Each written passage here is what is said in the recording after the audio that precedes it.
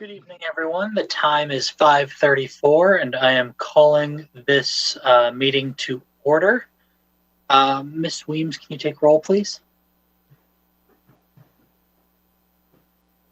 I sure can. Mrs. Fox. Here. Mrs. Heinrich.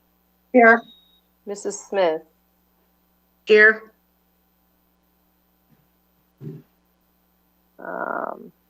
Mrs. Blau. Here. I myself am here, and Mr. Rich. I'm here. Thank you. You have a quorum. Great. Dr. Blau, can you please lead us in the pledge? Sure.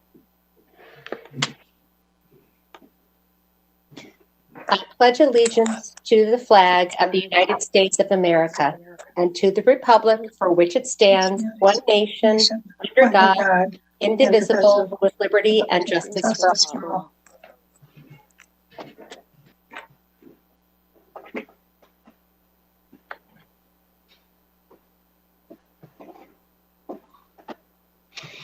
Thank you. Next is the approval of the agenda. Is there a motion? Ms. Weems. I move to approve the board trustees interviews meeting of the Board of Education for today, Tuesday, January 12th, 21. Support. Okay, it was moved by Ms. Weems and supported by Ms. Smith. Is there any discussion? Hearing none, may we please have a vote, Ms. Weems?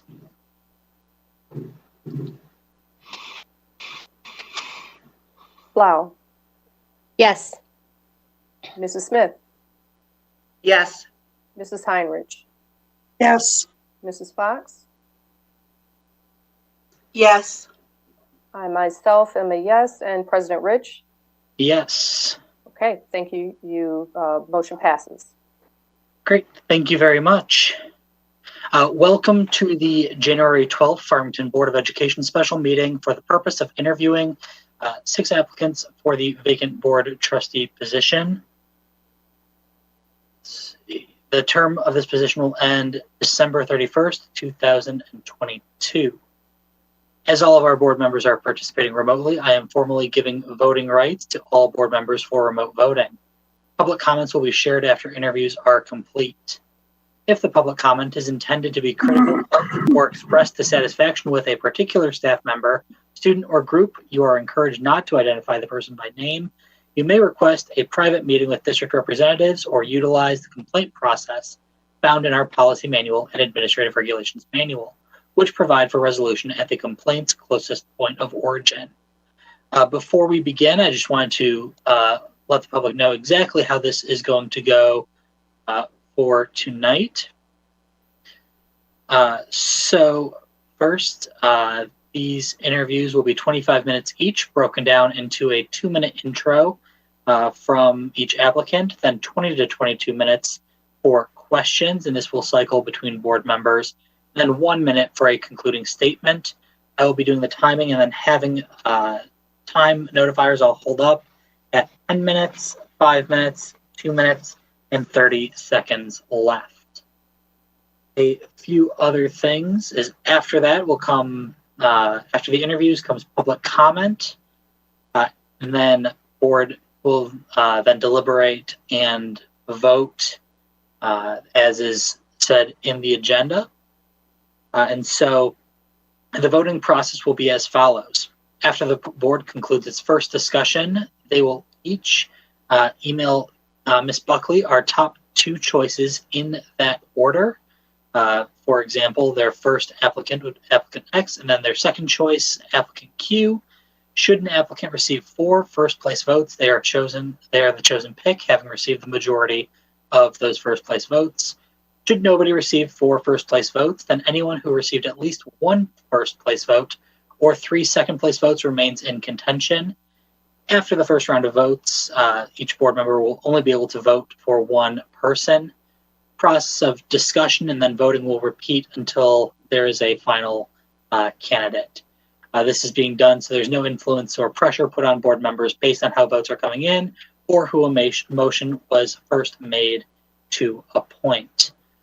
Ms. Buckley will be reading off the votes by saying the board member's name and then their first place vote and the second place vote. Following the first round, if needed, she will read the board member's name and their vote.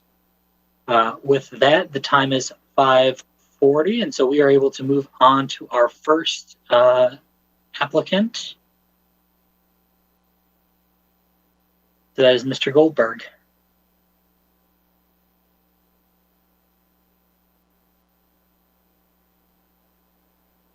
Mr. Goldberg, I've made you a panelist. Are you able to unmute yourself?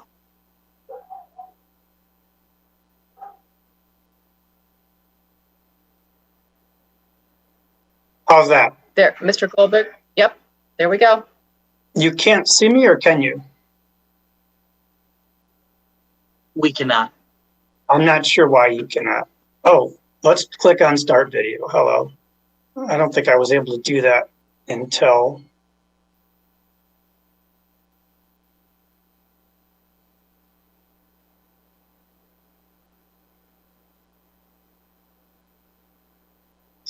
Apologies.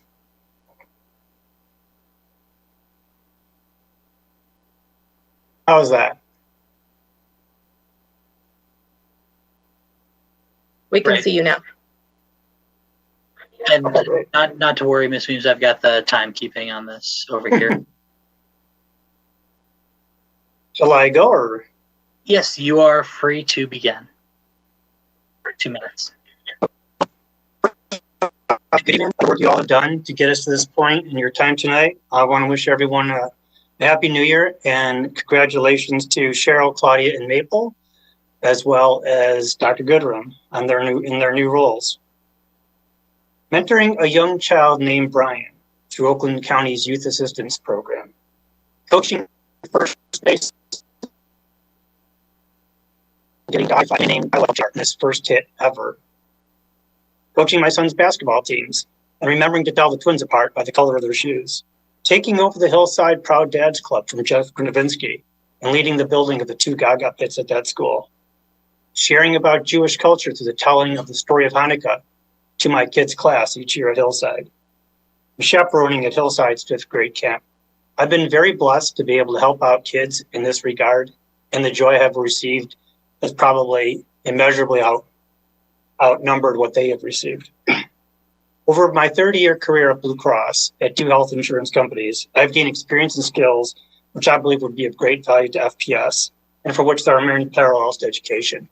For example, essentially know what your customers and stakeholders are experiencing if you want to ensure you're delivering value to them. The last department I worked in was responsible for ensuring that the company had a robust grip on its customers' needs and expectations. 2, FPS should operate as if it's in a competitive market, vying for the same parents, students, and teachers as other cities and schools. 3, without collaborative relationship with providers, Blue Cross would not be nearly as successful as it's been. This is a hallmark of the most successful companies in the world. Blue Cross also has a comprehensive diversity and inclusion program. Healthcare is very much like education. It's afflicted with mistreatments of various populations based on erroneous beliefs and habits of the medical industries. These are just about a few examples of the parallels of the industry I've worked in with education. And that's time. Thank you. We will now move on to our question phase. First up is Dr. Blau. Good evening, Mr. Goldberg. I would love to hear a little bit more about what you feel our areas of greatest need are at this time in the district. And if you have ideas about what we might do, that would be great too. Thank you.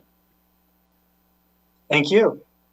So first, I'd like to just start my answer by conveying what I think the whole point of our school district is. And there are various flavors of our missions and our vision. We have one on our website.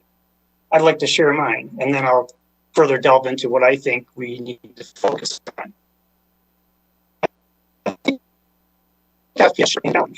Each student to acquire the skills they want and their representatives, parents or guardians want, for as long as they're at FPS, while feeling equally welcomed and loved.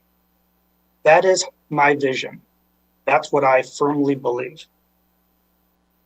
I have 3 things I'd like to share with you that I think are essential as far as our role goes as a board of directors. First is help shape the vision for FPS, make sure we have very clear goals, and ensure we're positioned to execute on our strategy and for success over the long term. Let me give you some examples. Where is student achievement today? Where should it be in 1 year, 3 year, 5 years? Where do we want to be ranked as a school district against others in our area, including private and charter schools? How many students should we target to be enrolled at each grade in years 1, 3, and 5? How do we want students, parents, teachers, and others to rate us? Do we want them to rate us at 10? In other words, do they really want to be here?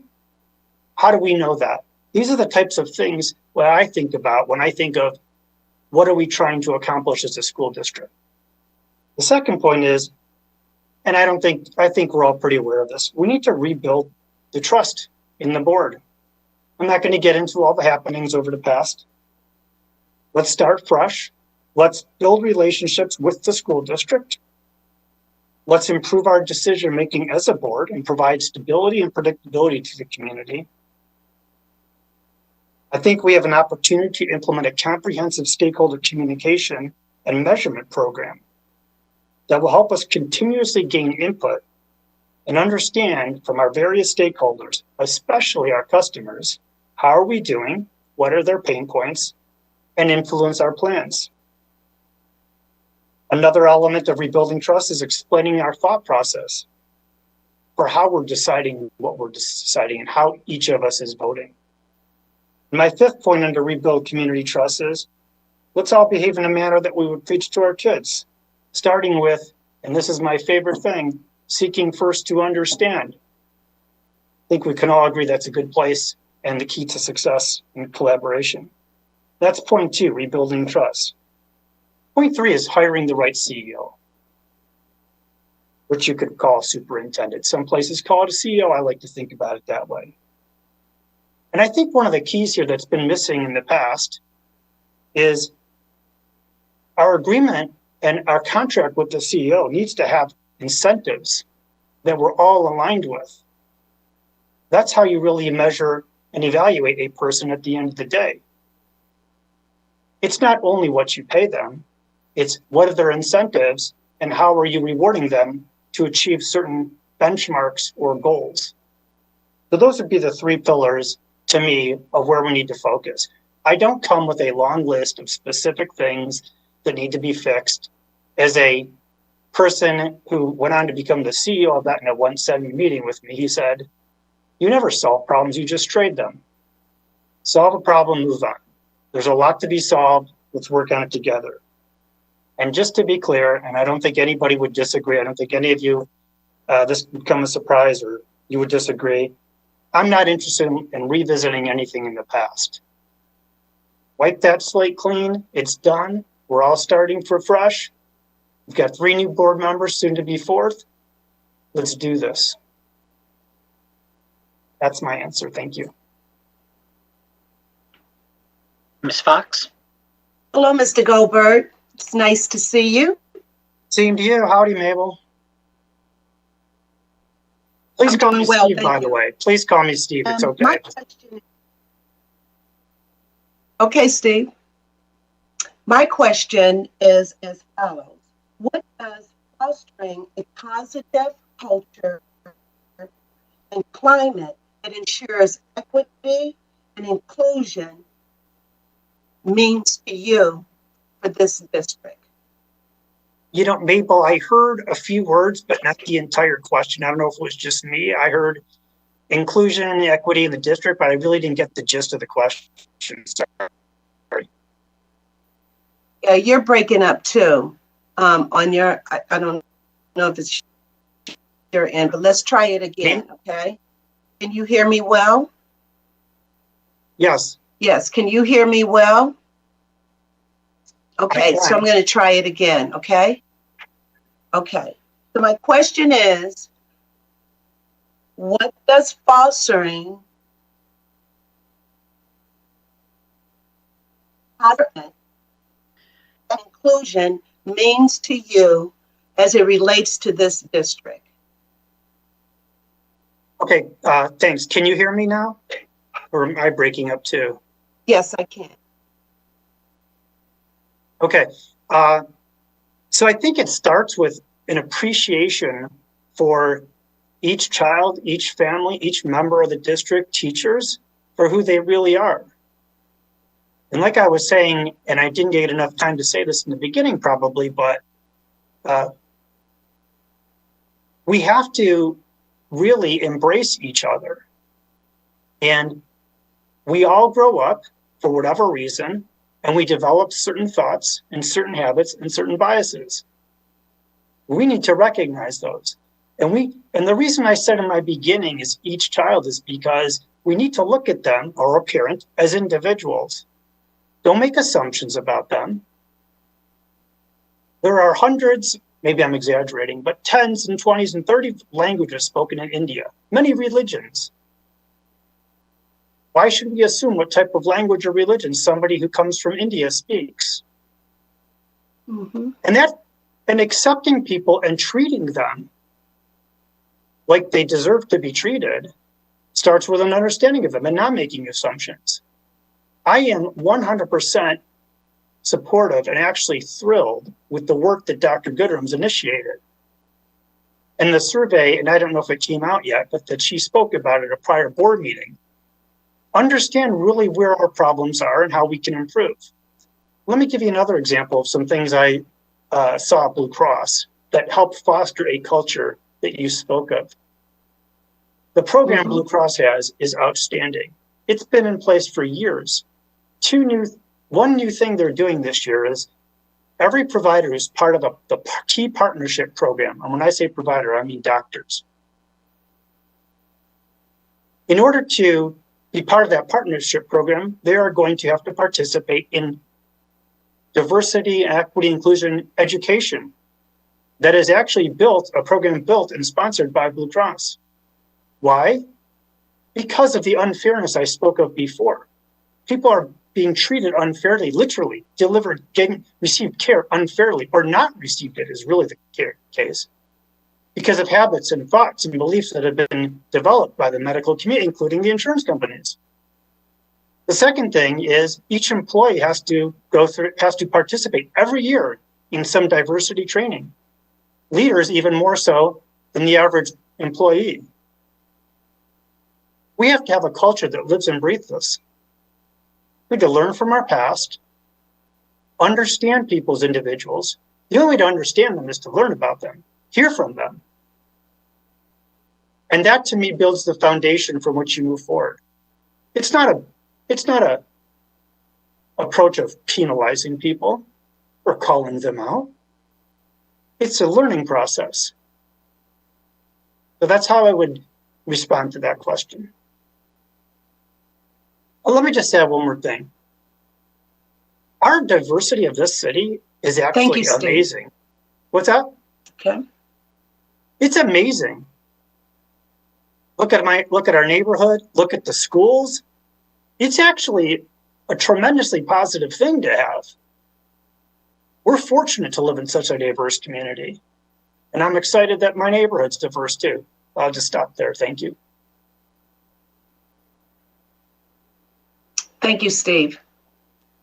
Ms. Heinrich? All right, thank you. Thank you for coming tonight and spending time with us. My question is, as a board member, you'll be asked to make decisions where you must put aside what's best for you, your family, your friends, and your school, and do what's best for the students and the district. What does this mean to you? I heard somebody say once, and I can't recite who it was, let information drive decisions. That's the key. To me, that when presented with information and situations are analyzed, that's the key piece. Then you can look at your options and say, well, which way should we go? If you don't have the information, you're making an uninformed decision, or I would be, or anybody would be. And so Second part I would say is I come with complete independence to this. There's nothing that I'm beholden to in my decision making. I don't have any allegiances to any of you. I don't have any allegiances to any of the school district. I don't have any friends working. Well, I should say friends, excuse me. I don't have any relatives working there. Hopefully I have some friends. Don't have any relatives. You all know that I haven't known or met any of you before this today or prior board members. So I think that and just using information to make decisions is really, and having discussion, right? This is definitely not I win, you lose. This is, if we're all moving forward together with the same priorities and the same roadmap for the future, this should be relatively easy to come to agreement. But if we're not starting from that same standpoint, then we collectively are not going to be able to make decisions or the appropriate decisions. Thank you. Thanks. Steve, a lot of what you talk about is how we should be treating this district like a business or a healthcare system.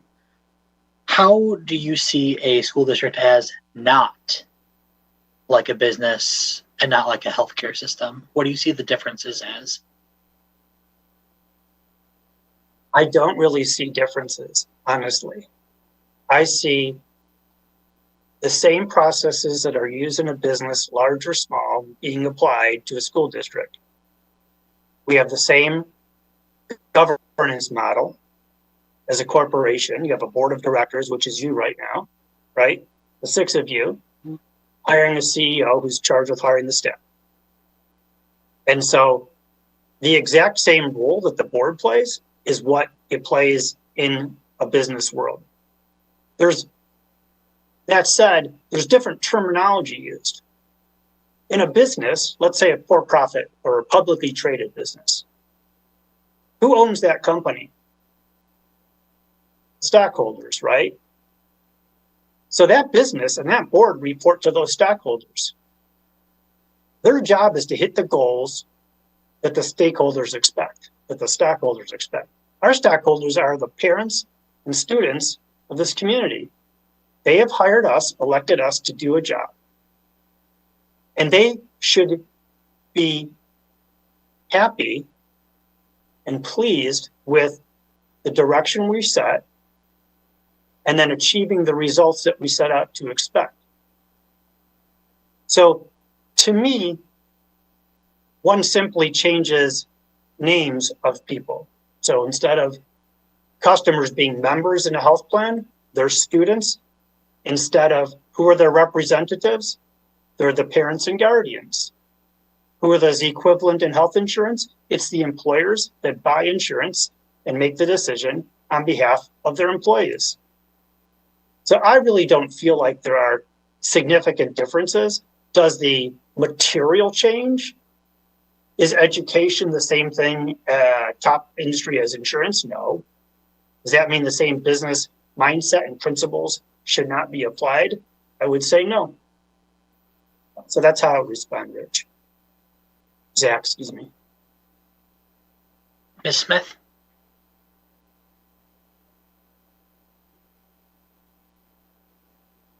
Good evening, Mr. Goldberg. You spoke on your neighborhood being diverse, and you spoke of the diversity. Diversity is one thing, but being involved with dealing with diversity is another. You said we should move forward. My question to you is, as a new board member coming in, how would you move forward? There is no secret. We had over 100 and some odd students that brought issues to us relating to the systemic racism, and not just with minority students, students of different ethnicities, and special needs. How would you handle that? Because dealing with diversity and looking at it in your community is one thing, but handling and dealing with it is another. How would you deal with the conversations related around diversity? So I'm a little unclear as to exactly what you're asking, but I'll try this in terms of. So first off, I would say I'm very much have followed what's been happening in our district. I think we definitely have many of the same issues as society has. We may have more issues. I don't really know because I haven't seen any information personally that would say, is our district better, worse, whatnot than the rest of society? But without a doubt, we have same issues that our society as a whole is struggling with, and frankly, needs to be dealing with. So now if you're asking me, what would I do if a person came to me? And by the way, I agree with what you said. I may not see, because of where I live, what's really happening. I may not have awareness of other issues being brought up. I think it's essential that that information be brought back to the district and the board. Share it. We all need to learn from it. Just because I don't experience it or I am not engaged with a population that's experiencing every day, that does not mean I'm not interested. And that's what I mean with all being aligned. This isn't, again, I win, you lose, or I get my thing, or you have your thing. That's not it. We all need to be working on the same problems. If a person did come to me, I'd certainly want to hear them out. I'll give you an example, though. Real life, just last week, of what you get if Steve gets on board, what do you get? Let's cut to the chase, right? I was at, and I'm not going to say who this was, and I'm not going to reveal any information about it because I didn't ask this person for permission. Last week, I was partaking in something, and I stopped a person who was partaking or in the same type of activity, and I said, "Tell me what your experience is with the school district and with the city." And this person told me. And this isn't the first time, because I've been asking people, like, help me understand what is really happening. And this person proceeded to tell me how she was spoken to. And it was plain as day that there were assumptions being made about this person based on who they were when you looked at them. That's just flat out wrong. To me, that's the type of thing we should be gathering and we should be acting on. And I see it as a priority for our school district, just as it is should be for the rest of society right now. So I don't know if that answers your question. Mr. Goldberg, Sorry. Thank you. Thank you, Mrs. Smith. Mr. Goldberg, how would you handle a situation where a parent contacted you as a board member to discuss a problem his or her child was having with a teacher or administrator? So I will say that I'm not exactly familiar with how the process should work in terms of where to channel this person. I do believe that it's our job to report back to the district and the board of what's happening, and whatever that channel is, I'd follow it. But we are not in the business of running the school district and handling every issue. We should be making sure those voices are heard and then making sure there's an avenue to get back to that person, whatever the proper process is. Thank you.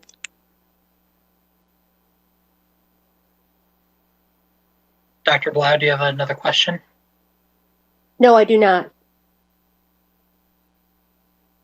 Okay. Ms. Fox? Yes, if we have time, I have another question. And that is, okay, very quickly, Steve, why is transparency and accountability within the district is tell me something about what you think about transparency and accountability within this district. And why is it important? Sure. Well, I think transparency is important in any business, frankly. Let me tell you how I define transparency. And I think one thing you'll learn from me is I tend not to make assumptions, or I try not to, about what people mean when they use certain words. So I'm going to give you my definition of transparency.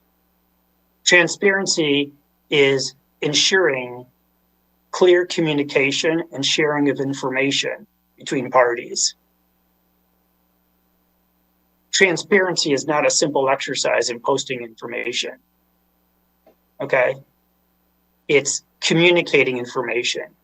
And I think we have an opportunity to improve how we engage our stakeholders and communicate with them. I think that's just a basic expectation of any business with its stakeholders. And I'm sorry, what was the other one? It was transparency and accountability. Oh, okay, right. So at the end of the day, we are accountable for delivering on what we're supposed to deliver. And so whatever goals that we establish as a district. Goldberg. Yeah. That's time. Oh, okay. Is that? So confused. You have 1 minute for a concluding statement. Okay. Thank you. And thank you all for your time. Very much appreciate it. And good luck tonight. So I truly have no interest in anything else but the success of SPS. And that's measured first and foremost by the growth of the students in our community and how welcome they feel in our community. As I mentioned before, but I want to repeat, I didn't collaborate in the past election, any board members, current or past, nor of any communication. Thank you. Prior to throwing my hat in the ring. We simply need to start on the same page, row together at the same velocity, and execute with precision. To quote the mantra of a senior executive Blue Cross, one team, one agenda. To everyone who's worked so hard over this past extraordinary year, and certainly will continue to do so in the future, with power, pride, thank you from the bottom of my heart, and have a great night. Thank you, Steve. Thank you, Mr. Goldberg. Okay, Mr. Goldberg, I'll be moving you back to an attendee. Thank you.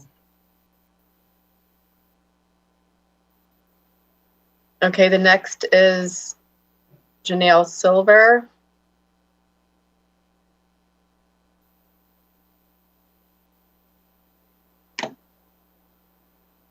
Janail, can you hear us?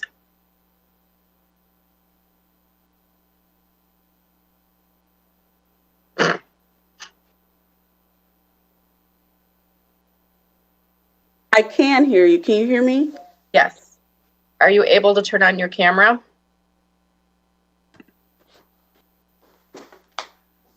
Yes. Yay. Awesome.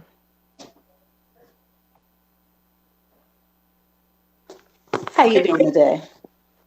Doing great. Thank you so much for joining us. You will have a 2-minute intro, and then there will be 22 minutes for questions, and then you'll have 1 minute to have a concluding statement. Okay. So I will start the 2-minute timer when you begin your opening. Okay. Ready? All right. Good evening. My name is Janelle Silver. I am a current resident of Farmington Hills. I have lived in the district for, since 2017, and I currently have kids in every grade level here in the Farmington district. I have 2 in high school, 1 in middle school, 1 in elementary, and 1 in the early on program. I am excited to have this opportunity to talk with you guys about becoming a new board member. Outside of being a mom, I work at Oakland University for the School of Medicine. I'm the registrar for the medical school. And I also work in a private practice as a counselor. My experience in education is mostly in higher education, outside of raising my kids and helping them through school, as well as working with young people in counseling. I've also started a Girl Scout troop a few years ago back in Pontiac, where they did not have any Girl Scout troops, and I felt there was a need there. So I am a very involved citizen and look forward to having this opportunity.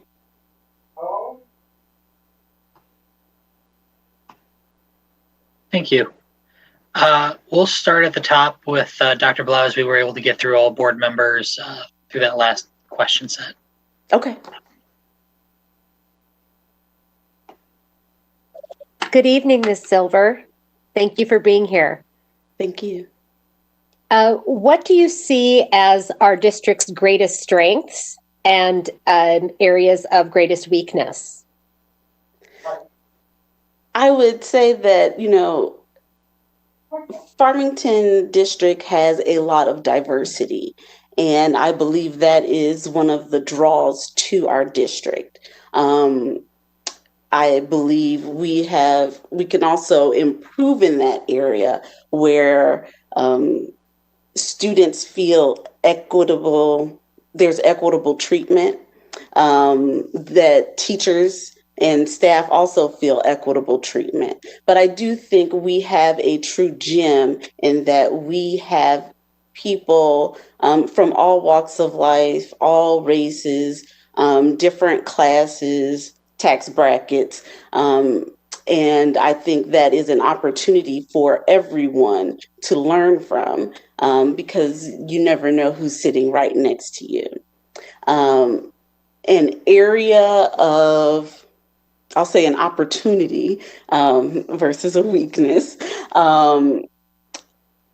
I believe is ensuring that, we are remaining competitive on all levels, that our students' test scores are where they need to be, that we are providing adequate space for our children. I know as having children that attend the high school, that it is quite crowded since we closed the other high school.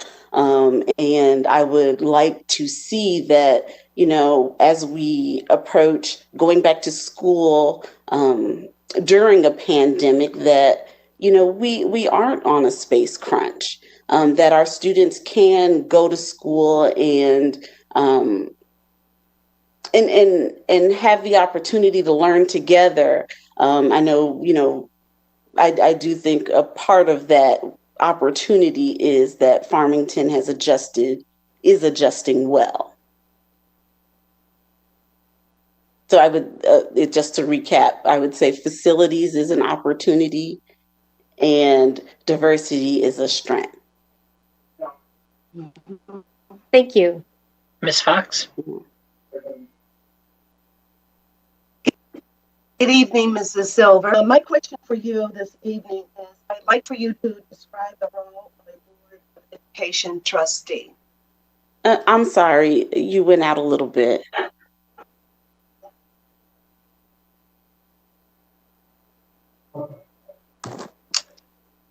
Can you repeat the question? Maybe it's my, okay, let me try again. Yep, let me try again. My question is to you, can you hear me? Yes. No? I can. Okay. My question is, my question is to you, if you would mind describing the role of a Board of Education trustee. What is the role? What would be your role as a Board of Education trustee? Okay. I believe the role of a Board of Education trustee is really to help keep the local school district on track, to assist with monitoring how funds are allocated, to set policies, to help set the vision and mission of the school of the school district, and hold those schools and their leaders accountable to meeting and achieving those goals and upholding the mission. I also believe the role of a board member is to be a voice of the constituents and be a liaison between constituents, other members of the board, and the school district administration. Thank you, Mr. Silver. Yes. Ms. Heinrich? Hi, thank you for your time tonight and coming. I found it very interesting that you have children in every level of our school district. And so that really gives you a connection to, for the what's going on and so I want to ask you, how would you handle separating your role as a parent with your roles and responsibilities as a school board member, as far as your interactions and dealing with all the groups that you're involved with? I would say I'm uniquely prepared for that. As someone who is a counselor and a counselor in a nearby community, the practice is in Southfield. There are times where, there could be overlap, but I compartmentalize my roles. And I have a good understanding of how to when I'm wearing one hat, I wear that hat. And if I have to put on another hat, taking that hat off. So as a parent, a concerned, involved parent, also recognizing that my role on the board is not just for my children, it is for all children in the district.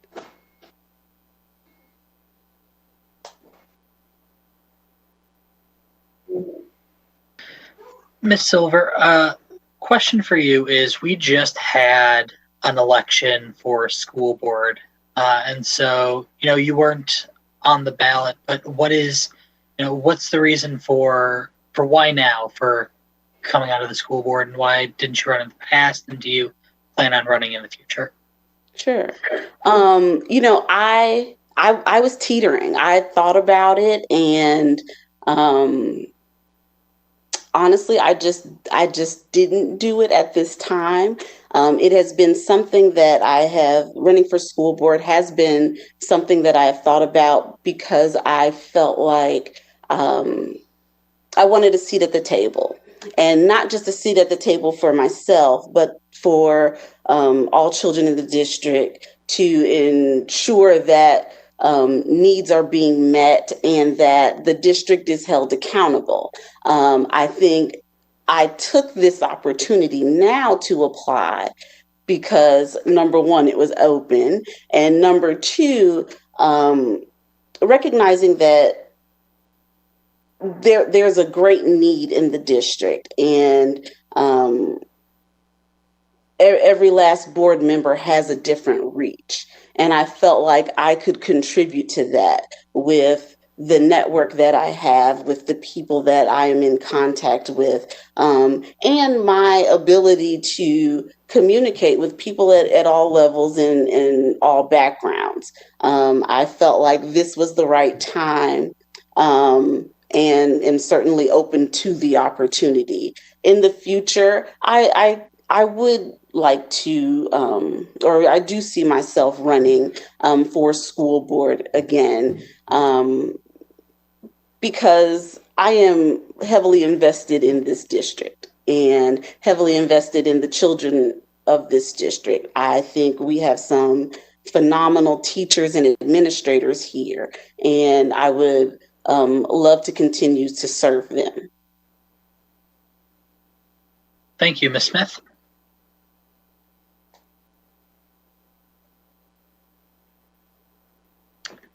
Greetings and hello, Ms. Silver. I have a question. My question is, and thank you for applying. How does your family view your potential appointment to the board? As you know, this is not an easy position to hold, especially now with the pandemic. In our role, a lot of people think that this is just, just a seat. And we actually, we work hard. This is pretty much a 24/7 job. So how are you able to do this? And have you had the discussion with your family, and how do they feel about you taking this position? So I'm gonna be honest. When I talk to my kids about this, it's like, oh gosh, mom. But I have teenagers, so that's kind of expected. But I do have the full support of my husband, and in fact, he encouraged me to complete the application because he even feels that I would be a great board member, a great contributor to the Farmington Hills Board. In addition, I think it's important to note that I have the support of family, near extended family and friends that know that I am passionate about children. I'm passionate about education. I am passionate about people and can make a difference. As far as the different hats and roles that I do have, I recognize that this is a large responsibility and I do not take it lightly. I think it's an honor to serve on this board and serve the people of Farmington Hills. Thank you.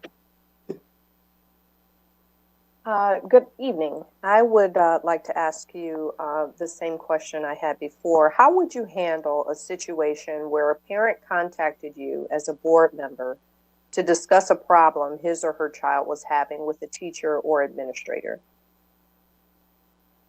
I would listen. I would give that parent, that concerned parent, the opportunity to speak, to, be open and share their experience. And then I would, as a board member, I feel like it would be my responsibility to not just take that and listen to them, but take it to the board and express that, this is something that has happened, as a group discuss how can we, does this need to be investigated? What are the next steps? And ensuring that I kept in contact with that parent to let them know, what has happened so that they don't feel like they probably told a traumatic experience or, a experience that has concerned them told it to deaf ears. But I would try to be that listening ear and hope to get a resolve to the issue, whether it be an investigation, knowing that I can't fix everything, but I'm sure it's worth being brought to the attention of the other board members and possibly investigated. Thank you. Dr. Blau? Yes, thank you. Ms. Silver, what are some of the directions that you feel would be best for our district to take?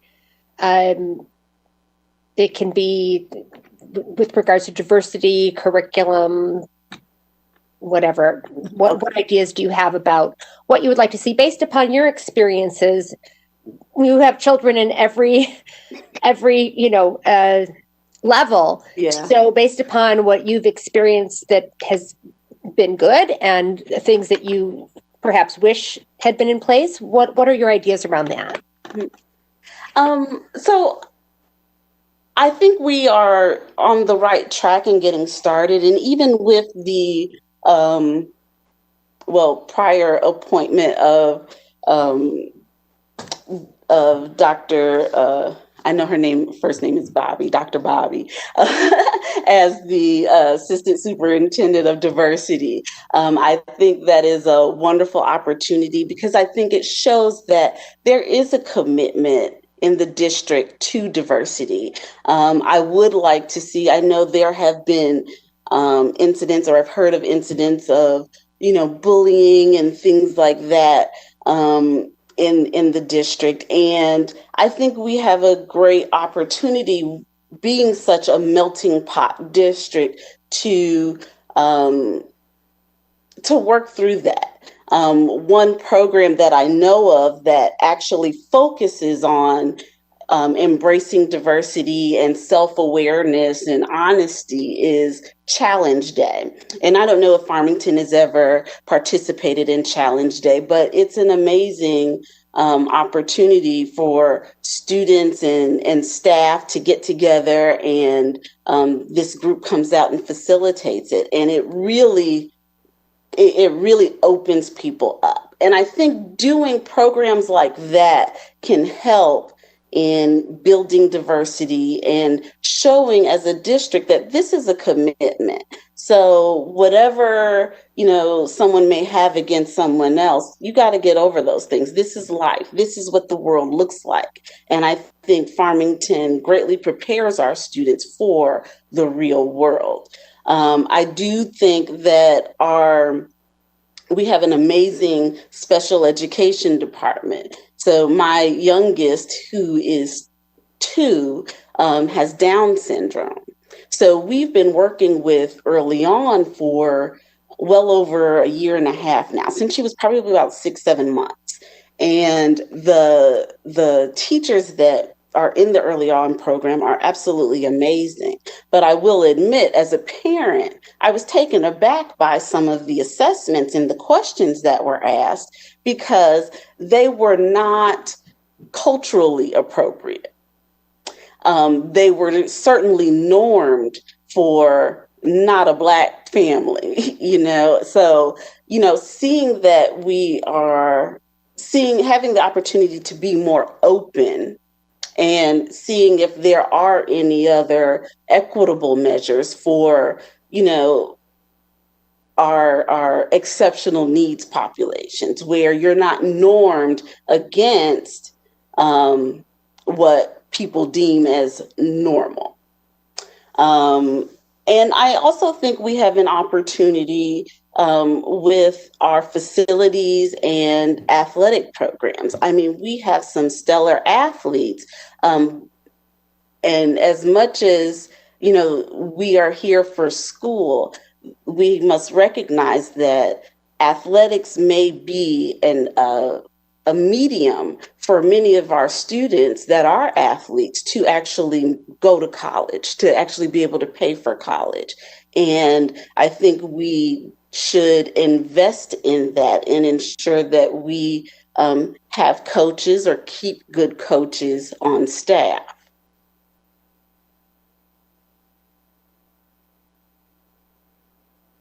Miss Fox, and this is also a 5-minute warning.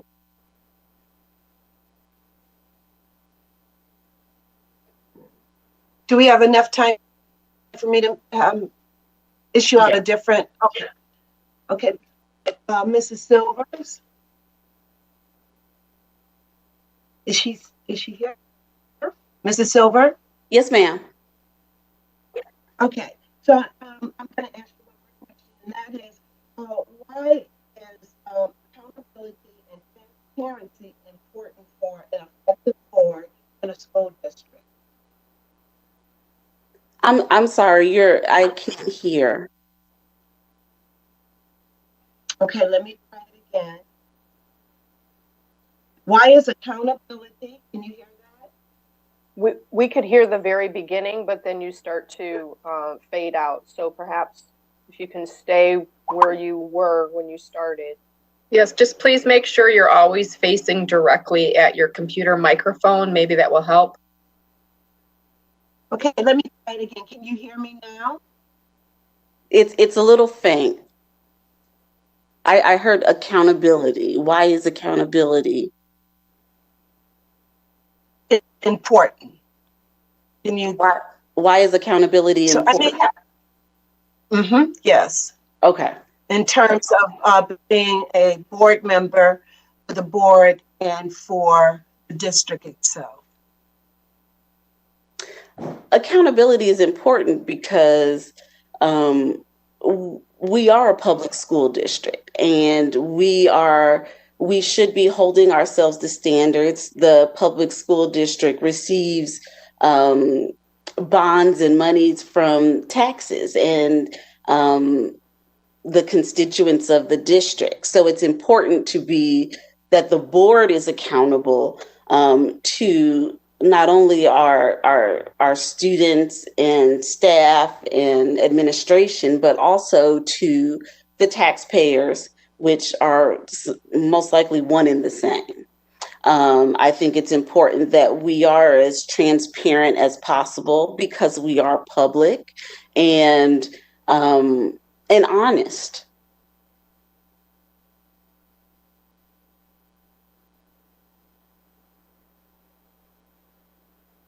Ms. Heinrich, do you have a question? Thank you. Yeah, I'm going to go back with the question. As a board member, you'll be asked to make decisions where you must put aside what's best for you, what's best for your family, personal decisions, what's best for your friends and school, and do what's best for the students and the district. So what does that mean to you? That means just what you said, being open, doing what's best for all and not just for me. I think it means it's reflected in the board member position where you are a servant leader, and your role is to serve the community and the people within the community in the school district to ensure that students are getting the best education, and not just some students, but all students, that things are equitable and fair and not just equal, ensuring that everyone has a chance. And I think Farmington Public Schools has been doing that, and I expect nothing less than to see Farmington Public Schools continue doing that. Thank you. I don't have any further questions. Ms. Smith, there's about 30 seconds left, so if you had a quick question. Ms. Silver, I'm going to ask you the same question I asked Mr. Silver, Mr. Goldberg. Mm-hmm. I know we're diverse in this community. How would you deal with diversity other than just looking at diversity? How would you deal with it with our students and the things that they're going through? Thank you. Mm-hmm. Real quick, I will go back to looking toward the assistant superintendent for her direction, her expertise in that area. But I do think that as a board member, I would suggest that we develop or subscribe to programming that help bring diversity to light. That's time. Okay. So you do have a 1 minute closing statement, and I'll start that when you begin speaking. All right. Well, I'll finish by saying that I think that there are programs that we can do to enhance diversity. I think joining the school board it's an honor. It's an honorable position, and it's a servant position. And the opportunity to share my time and talents with the board to benefit the community would be my pleasure. Thank you guys for this opportunity.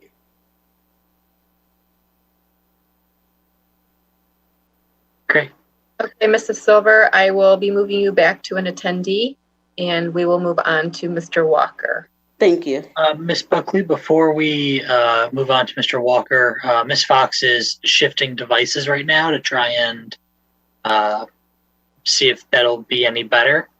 Okay. A little bit ahead of schedule, so that okay, all set there. And so we will just wait for Ms. Fox to return, and then we'll be able to start with Mr. Walker.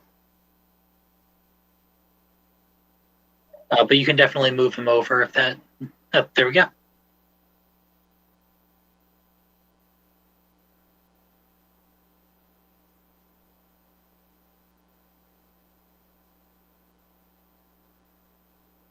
Hi, Mr. Walker. I'm not sure if you heard, Ms. Fox is shifting devices right now, and so we will be getting started once she has re-entered the meeting.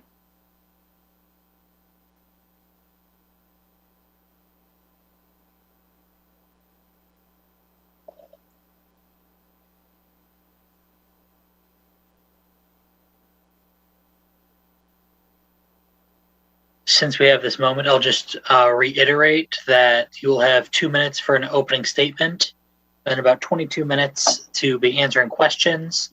I will give you alerts with a paper sign like this at 10 minutes, 5 minutes, 2 minutes, and 30 seconds left. After that, you will have 1 minute for your closing statement.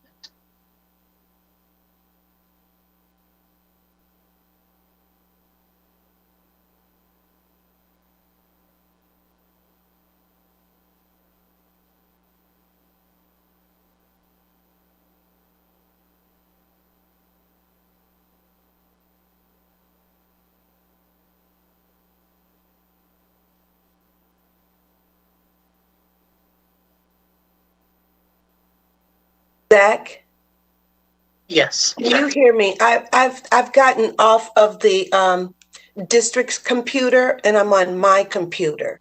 Okay. Can you hear me now? Yes. Okay. Fantastic. All board members, this is just a reminder to mute after you've finished asking your question, just to make sure we don't have any feedback or anything like that. Okay. Mr. Walker, you'll be able to start your 2-minute opening, and I'll start your time once you begin speaking. Can you hear me? Yeah. Okay, I'm beginning now. The definition of a servant leader focuses primarily on the growth and the well-being of the people in the communities to which they belong. It's a person who asks questions like, do they grow as persons, right? Or what is the effect on the least privileged in that society? Will they benefit, or at least will they not be as deprived? This has been my philosophy for the 30 years of my professional career and my personal lifestyle. Whether it's during the 10 years of leading and teaching at Specs Howard School of Media Arts, or my 17 years as videographer and editor in the communications department of Detroit Public Schools Community District, or 3 years as director of the current technical education program at Detroit School of Arts, my entire career has been centered around education, training, encouraging, and informing. This is also reflective in my personal life, where I'm a member of the Farmington African American Parent Network. I'm a member of the Beloved Community Initiative and a member of the Community Equity Organization. I sit on 2 advisory boards with the Farmington Public School District, TV10 and IT. I serve in a fraternity whose guiding principles are, first of all, servants of all. And in my faith, I serve as well. I ran for the 2-year seat in the past election because I want to stand with you and serve the students of this district first and foremost. And in doing so, I want to help pour into our teachers and allow them to grow as professionals. I want to support our leadership with innovation that allows our district to be transformative. And I want to help find a superintendent who embraces equitable opportunities for all and shares the vision of helping everyone we touch be the best versions of themselves. Now more than ever, this district needs servant leaders, especially leaders who have experience in both K-12 and career technical education worlds. That is why I ran for the seat, and that's why I'm here asking for the appointment tonight. Thank you. Thank you. Ms. Smith's question was kind of cut off at the end, so we will begin with her and work our way around. Certainly. Thank you, Mr. Rich.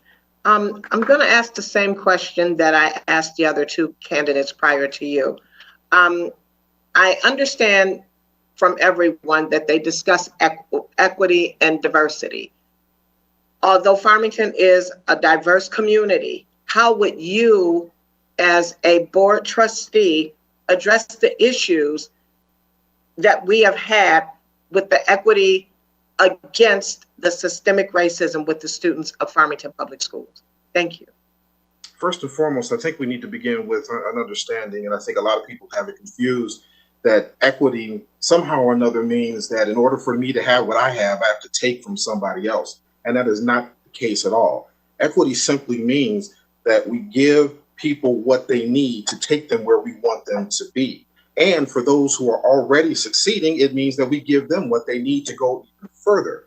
And I believe that is a large part of the vision that our Assistant Superintendent of Diversity, Equity, and Inclusion, Dr. Bobby Hayes Goodrum, has. So first and foremost, and I've been saying this in my entire campaign, I am here to support her work and her vision in that particular area.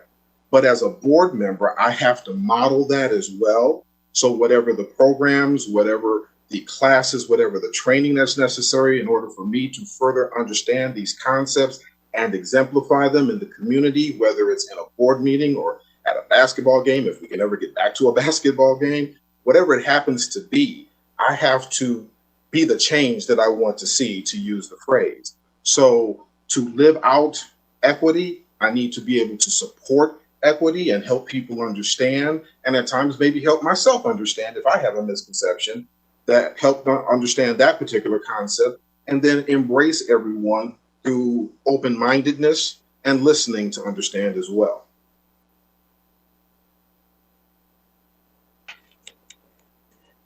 Mr. Walker, how would you handle a situation where a parent contacted you as a board member to discuss a problem his or her child was having with the teacher or administrator? Well, first and foremost, as a servant of this community, we have to listen. And I would have to listen to what that person would have to say. And what some people might not understand is in that moment, it could be pretty heated.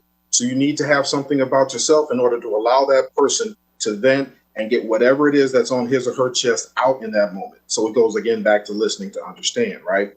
Then with that information, I go back, and while I may alert the board to what that situation might be, I inform the superintendent of it, and then the superintendent works it down through the system to whomever is necessary, or in a position, I should say, to deal with that problem.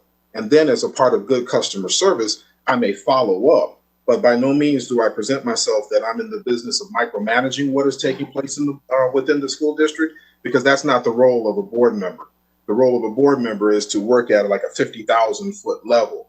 But as a servant of the community, the board member is the voice and ears of the community as well, and helps to work information where it needs to be, so our parents and our students and our staff are all taken care of and addressed in the appropriate manner.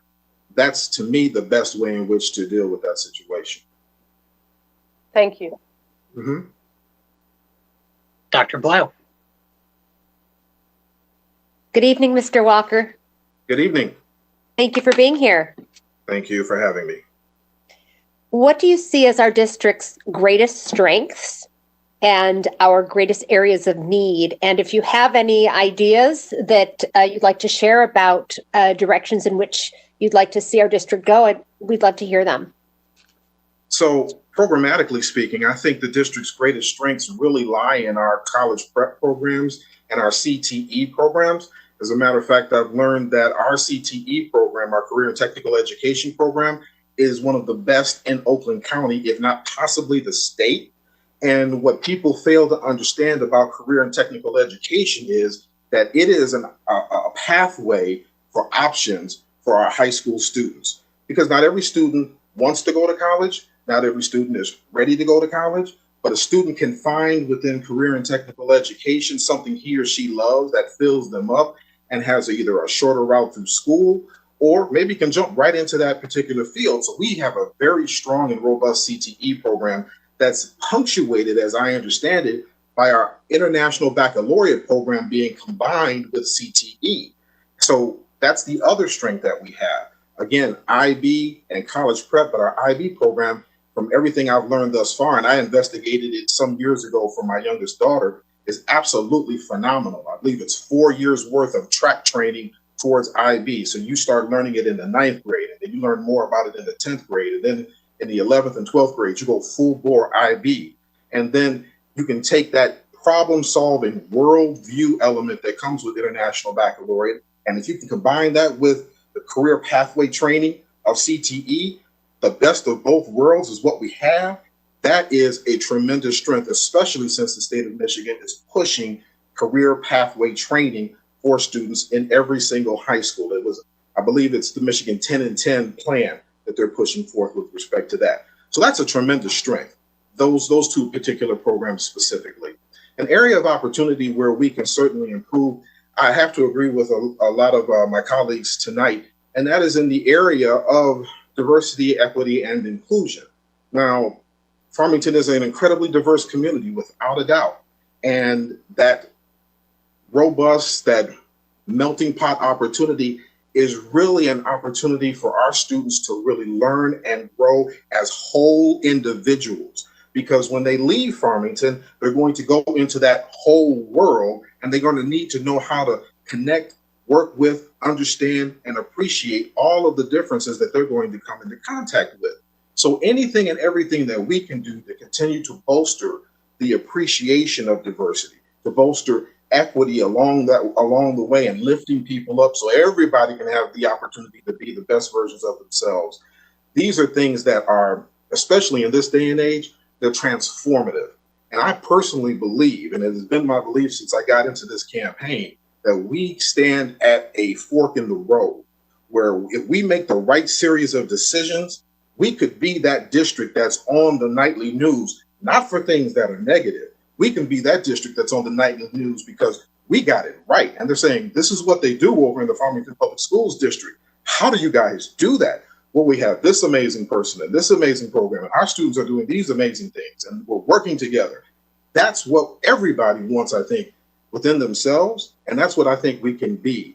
We just have to be real courageous in our conversations and be willing to approach it in that manner. Thank you. Thank you. Ms. Fox?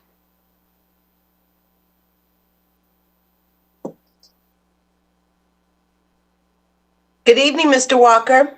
Good evening, ma'am. Mr. Walker, can you tell me why you think transparency and accountability is important to this district? This district is built upon a relationship between its leadership and those staff members, administration, and so forth that come from that leadership, and the people it serves, parents, students, and even those staff members that find themselves in between. You can't tell me a single relationship that exists that cannot function well without clear, honest, truthful communication, period. And that's what transparency results in. We as leaders need to be as upfront as we possibly can, knowing that there are laws and certain rules that govern sometimes some of the things that we can say. And where we can't say things, we need to be very transparent about that. But where we can, explain our thought processes, explain how we got to the point of where we are, be able to help people understand our thinking, and at the same time, listen to others so that we can be informed as well. Also, being transparent creates accountability too. If you're doing things in the dark, nobody can check you. Nobody can determine whether or not you're doing the right thing. So you get to do anything.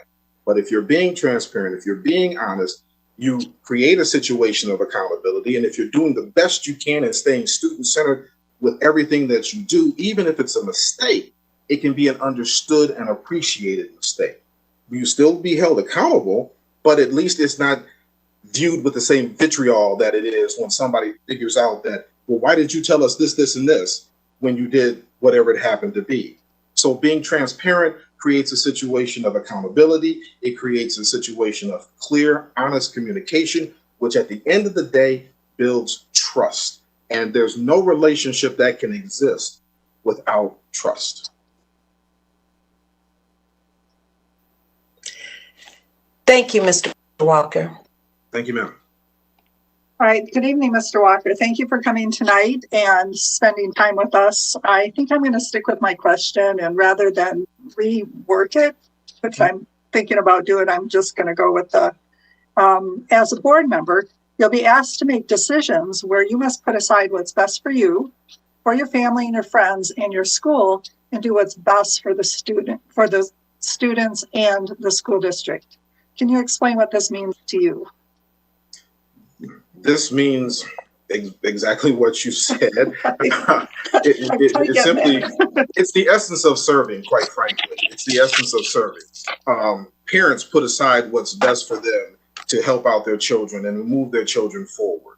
A strong boss will move aside sometimes some things that he or she may want in order to lift an employee up so he or she can move to the next level so they can grow as individuals.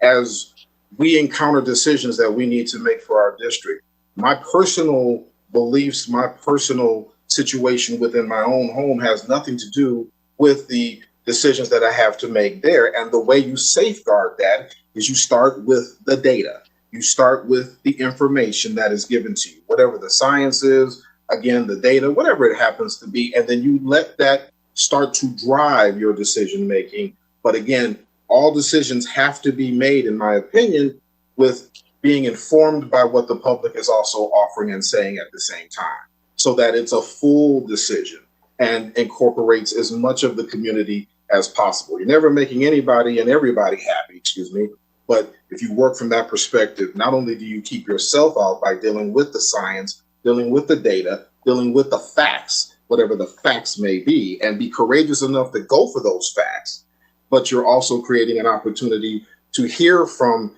your community so that you can make those decisions in the proper context as well. That insulates me from what happens in my home from coming into the home that is Farmington Public Schools District.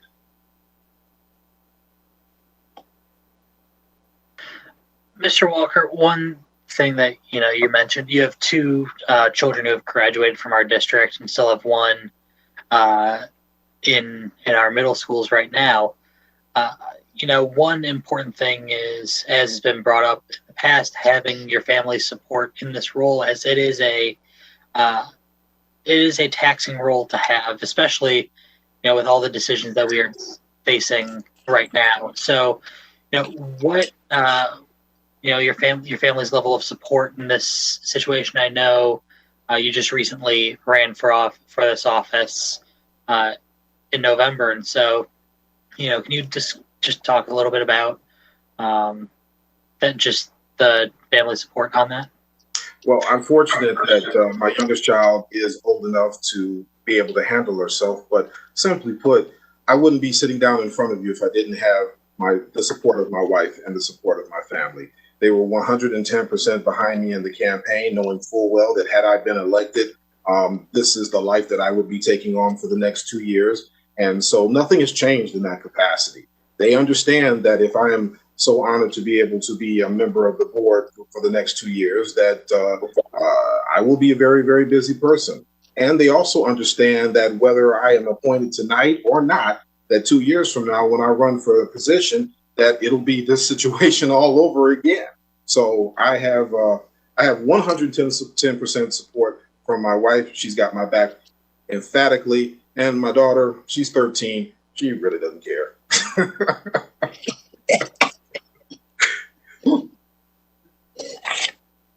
Thank you. Ms. Smith?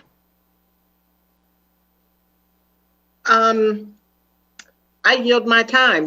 That was the question I was going to ask, was how would you get that support from your family? And you answered it. So thank you, Mr. Walker.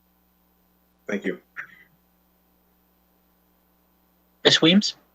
Mine is slightly different. I wanted to talk through time.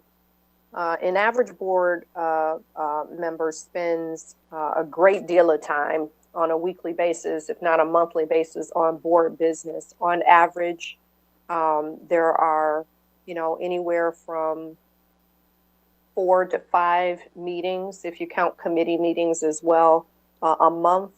And when, we return to a new normal after COVID, I would suspect that we would get back to school events. There are probably, a handful of school events or some sort of community related activity a month as well. What is your, what do you think your responsibility as a board member is with respect to community events and school events? And how do you expect that you'll be able to fit, board meetings and school events and the daily email correspondence, including required readings and district updates and trainings?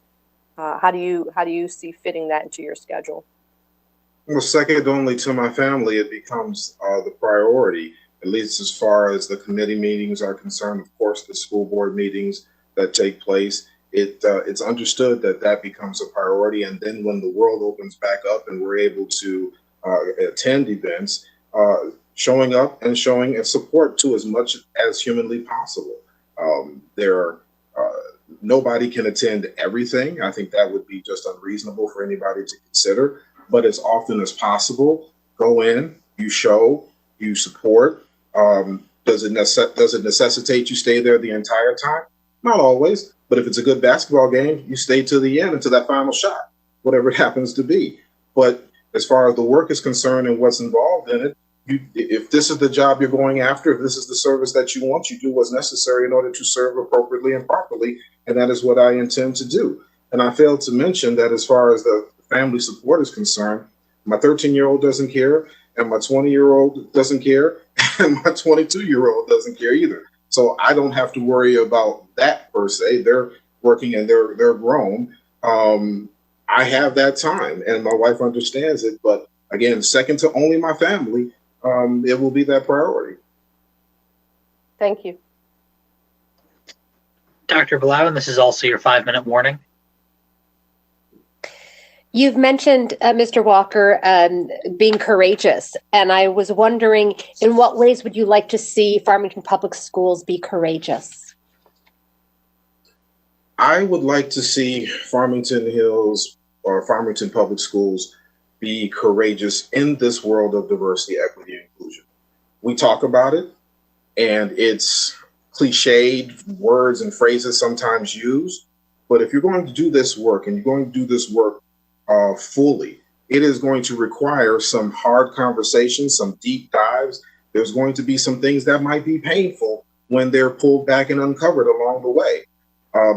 People are going to feel vulnerable at times, and we have to build an opportunity or an arena of trust that as we go through and we, on some levels, deconstruct ourselves so that we can reconstruct ourselves even better, that we do so with what's the word I want to use? We do so with the faith and knowledge and trust and belief that we're all doing this with the sole purpose of creating a nurturing environment for our students and our staff, because we need both of them to be in that sphere of nurturing and encouragement as well. The teachers have to feel strong. They have to feel protected. They have to feel good, because the better they feel in that arena, the more they pour into our students. And then when we give that same thing to the students, the more they give back to the teachers. And this synergy explodes in transformative education that creates leaders that we want to see leave Farmington and go out and change the world for the better. But all growth starts with a degree of pain. And that's why they call it growing pains. And so that's where I believe we need to muster up some courageous conversations and the courage that goes along with it.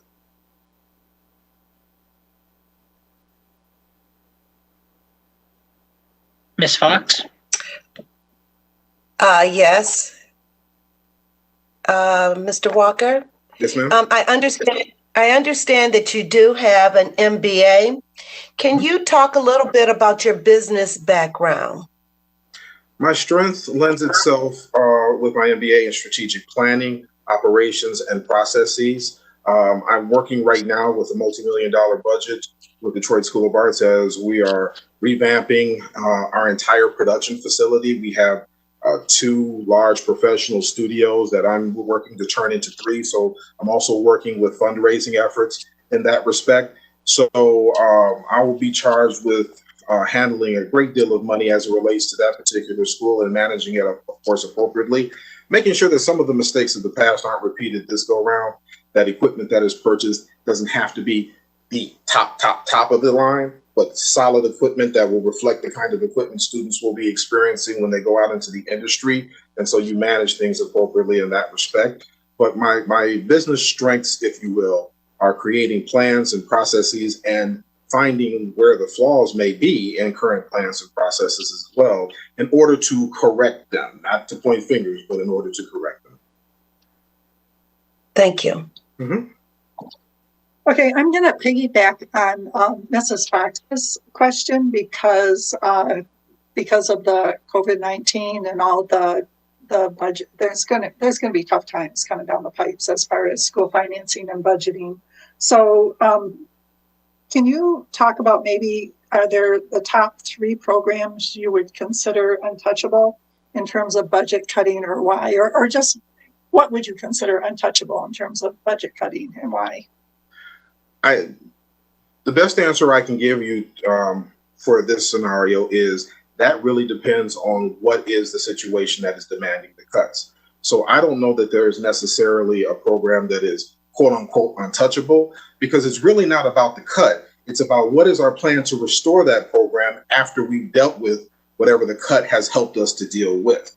A lot of times I've seen in my professional career, and actually we went through it in Detroit Public Schools, where the emergency management there, they made a tremendous amount of cuts, and there was absolutely no plan for restoration for the people whom those cuts affected. But when our new superintendent came on board, one of the first things that he had in his plan was restoration to those people whom those cuts affected. So that really is what gets cut is really dependent upon the situation. Then we do what we have to do. Cut by its very name is painful, but we also must have a plan to communicate to people about once we finish this, how do we restore? Thank you, Mr. Walker. You have 1 minute for a closing remark, and I'll start that when you begin speaking. First, I'd like to say thank you to every single person who supported me during my campaign, and now in this process, your support has been overwhelming. But now to the trustees. Collaboration, respect, listening to understand, open-mindedness, and experience with how education works is what I offer the district.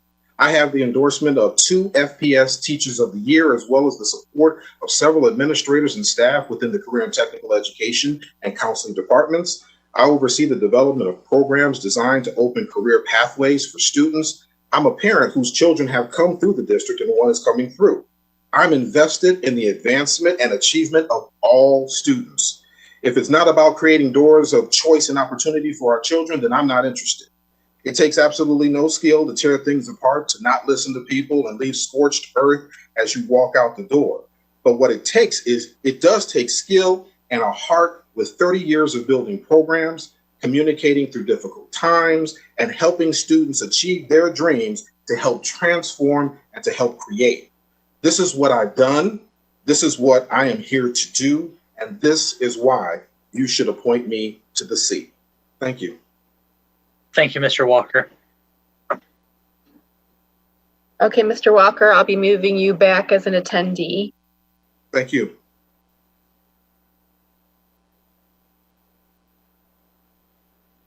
And the next candidate is Doron Eisenscher.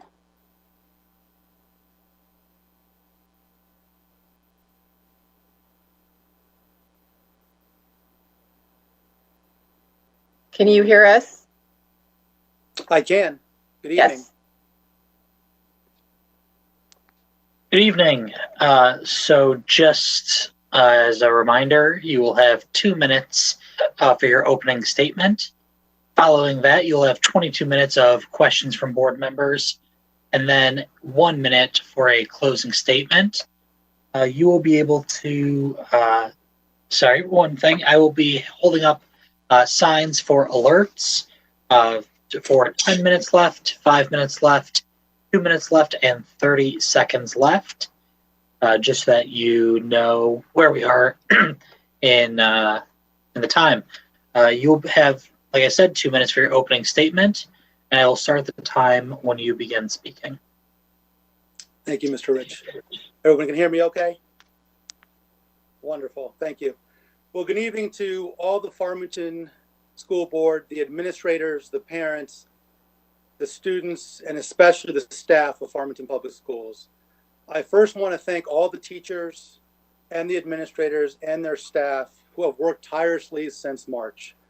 When we had to close schools in March, it was a very, very tough decision, but you've done the best to provide all of our children the best education possible under these circumstances. So thank you for working tirelessly at home with your own kids as you try to teach our kids through this whole pandemic. I also want to thank all the efforts that have gone into getting this schools open for in-person this week. I know how tirelessly all the teachers and administrators have worked, and I appreciate everything you've done.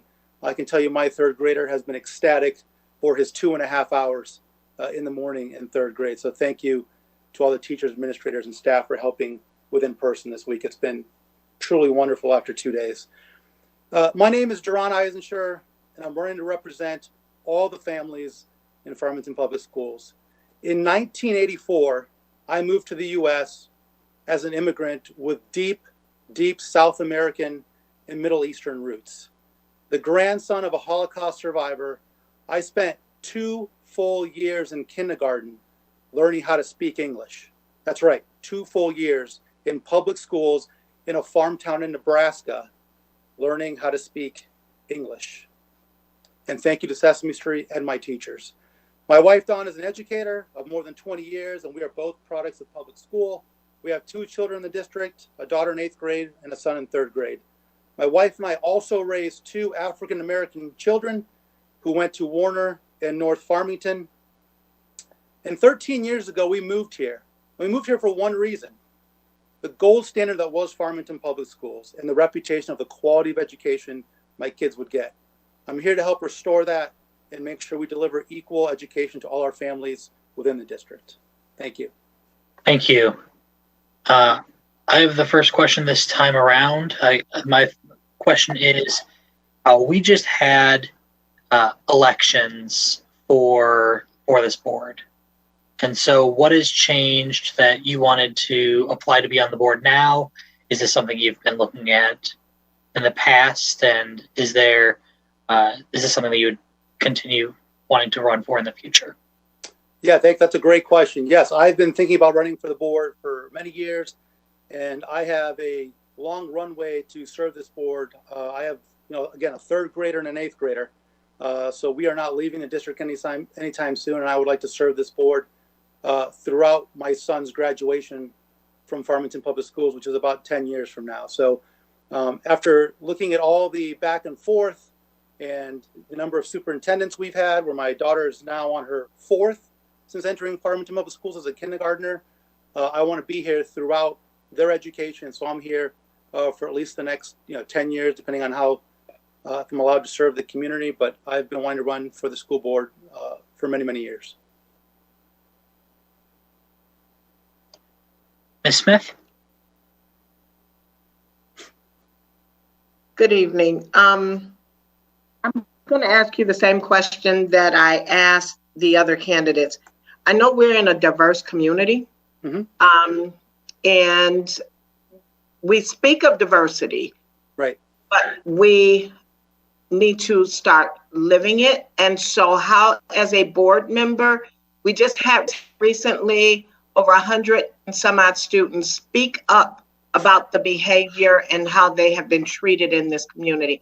As a board member, what would you do other than just saying, I'm for diversity? What would you do as a member of this board to work with us to help with the equity with the students that are not only of color, financially unhealthy, as well as those of special needs and of our gay transgender community? Thank you for the question, Ms. Smith. That's a great question. I think you just mentioned it. You've mentioned it all evening. You've had over 100 students send the board emails regarding their treatment, whether it's race or gender or gay or lesbian, whatever the case may be. We need to get that out in the open. We need to talk about it. We need to be transparent about it. And we need to hold those people accountable who are treating those folks incorrectly.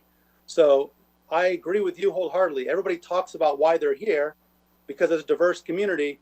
But when things don't work that way, we don't bring it up. We don't bring it out here in the open where if it's appropriate, and we don't handle the situation with the people that have mistreated those students. So to me, I would take those 100 students that you say have reached out to you and the board, and we would talk to them and their parents and look at the situation and confront those folks. And by confront, I mean, let's talk about what happened and hold those folks accountable, because there is no place for that in our district. There isn't. So we need to confront it. We need to bring it out to the open, and we need to hold those people that have done wrong to those students accountable. Thank you.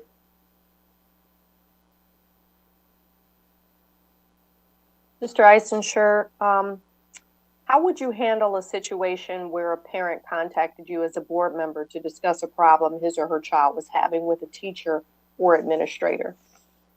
Thank you for that question. I know that many of you get emails from parents who are frustrated with things in the district, and I know many of you respond in a very kind, heartfelt manner, because I've read those emails that you've responded to those parents. So I thank you for those of you that respond in the way that you respond to us when we have frustrations.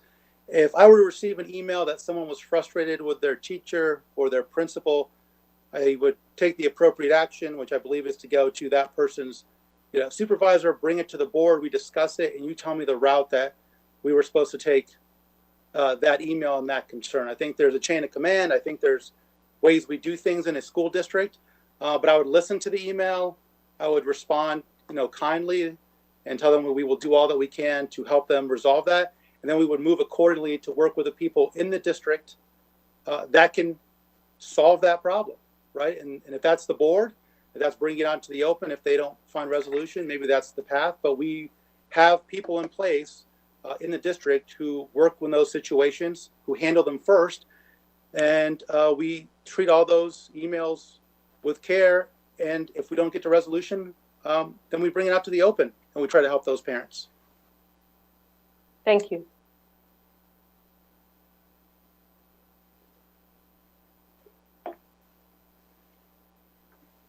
My turn?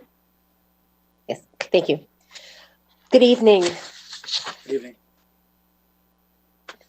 I'd like to ask, what do you see as our district's greatest strengths? Mm-hmm. And what are the areas that you feel really need addressing? And if you have ideas about how we might address them, we'd like to hear them.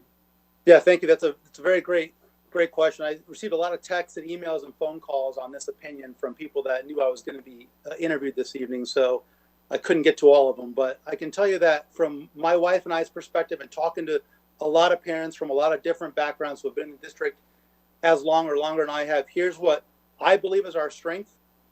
I think it's our students, and I think it's our parent involvement in the schools.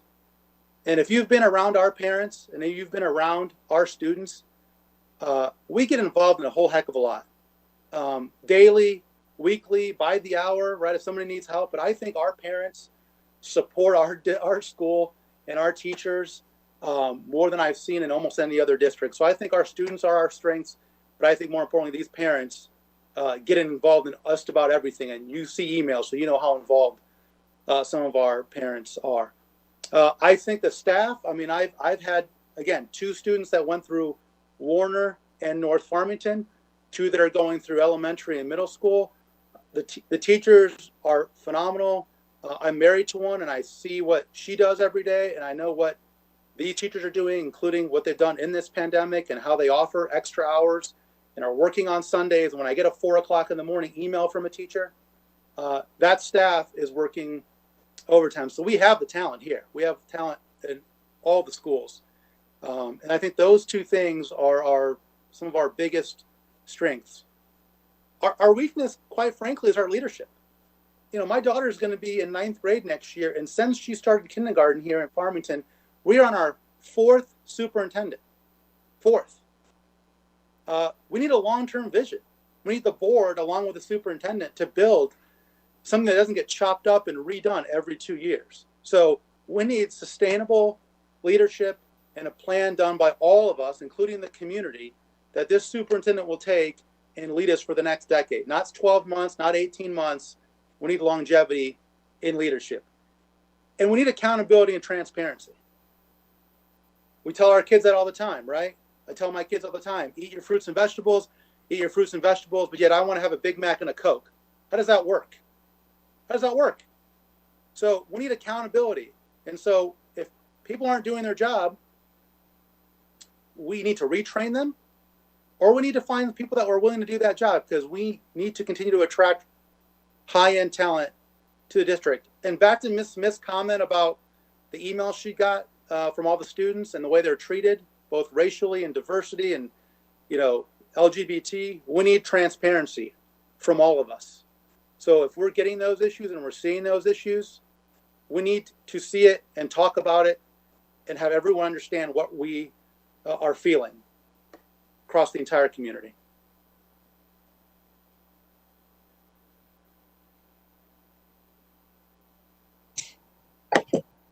Ms. Fox? Yes. So, Mr. Eisenscher, Yes, ma'am. Pleased to see you here tonight. Thank you. You've talked quite a bit about transparency and accountability. Mm-hmm. So I'm going to ask you a different question than I've asked some of the other candidates. The question that I'm going to ask you is, if you were faced with a tough issue as a board member, such as returning back to school during COVID-19, what kind of data would you use or would you need to help you make a decision?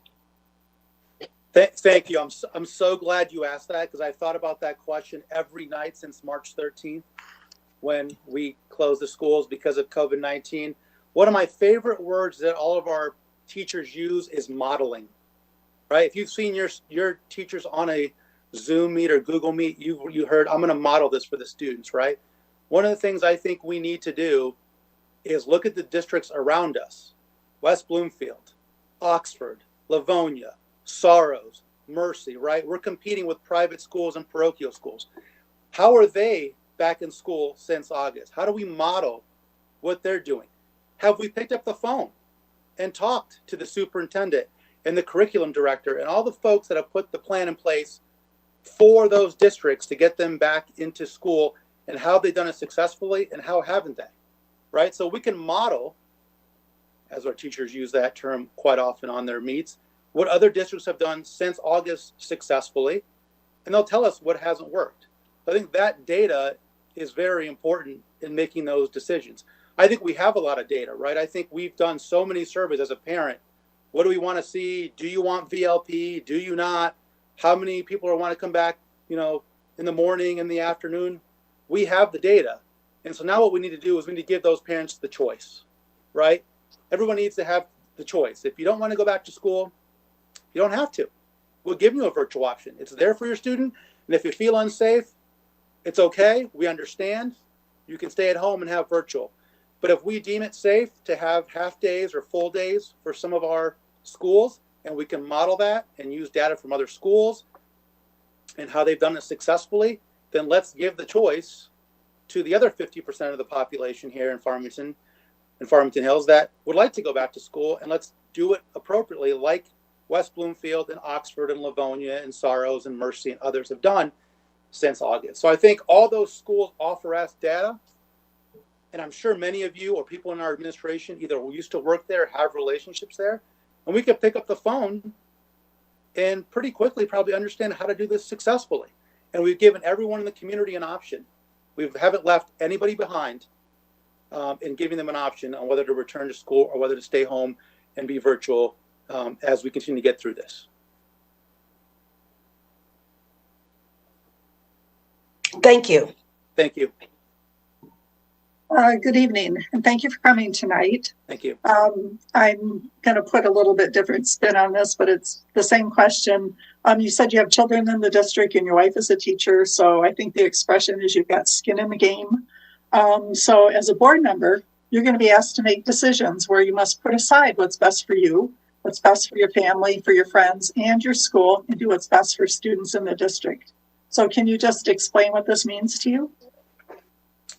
That means that all the decisions we make, and I think the question I just received from Ms. Fox about, making decisions with facts, we need to make decisions that are best for the entire district. I have 2 students in 3rd and 8th grade.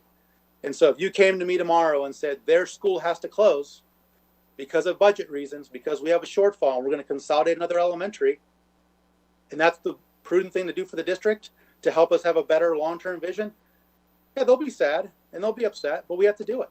So I'm not here to listen to a small faction of people because that's what they would like to do. but we need to do what's best for our district to get us back to being what I call the gold standard that other people want to replicate, and where other people want to come and work, right? We still need talent for a long time. And so we need to make sure we have that vision. And so if you told me you were going to do something that impacted my students, my children, and it helps the district, we're going to do it. Thank you. Thank you. Having some younger children as well, as we've brought up with other applicants, this is a very time consuming position, going to events once you start having those again, and reading your board packet, being prepared for meetings, going to other meetings to prepare then for the full board meetings. Do you have, it's very important to have your family's support in this. Is that something that you've had that discussion with your family, just making sure that you are ready for this to go head on in? Yeah, that's why I'm here. Right. So my wife and I have been together for 22 years. And if you've lasted that long and you still love each other and you still have back and forth, you have to give and take, right? And so this, for me to, put my application in and go through this interview process is not because I'm going to be here once every 4 meetings, right? I'm going to be here in every meeting.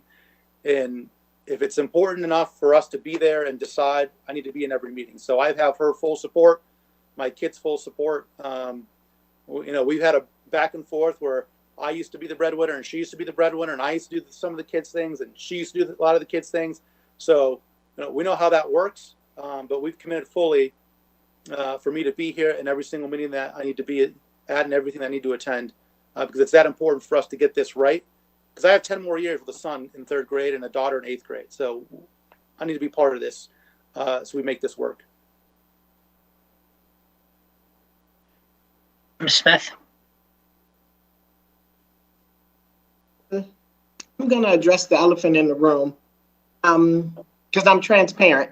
Yep. How would you deal with, as you know, it's no secret to the community that there's been discord for the past 2 years on this board. Right. How would you work with the members of this board to work collaboratively and not have the discord?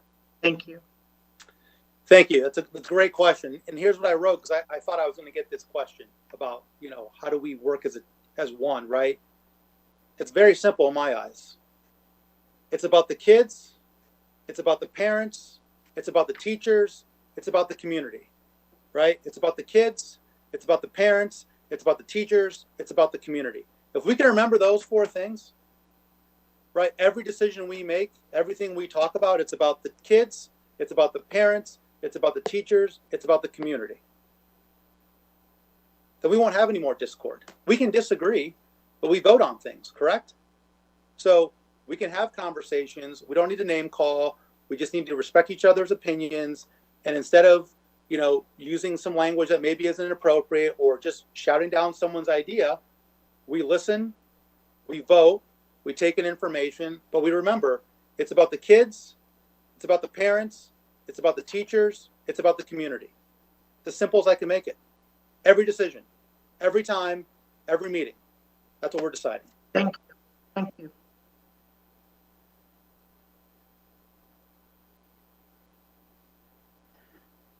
Williams? Sorry, I forgot it was my turn. I yield my time.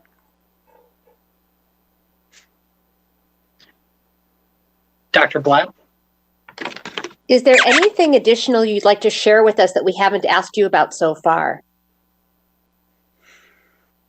I mean, I think you've covered quite a bit, but I think people need to understand that this community in this district, this is the reason we came here, and a lot of families came here. If I showed you the text messages and emails and phone calls I received since you sent out the list of people that were interviewing about why parents want to stay in the district, but what they're frightened of and why they have choices, right? And why we've lost children to parochial schools and private schools.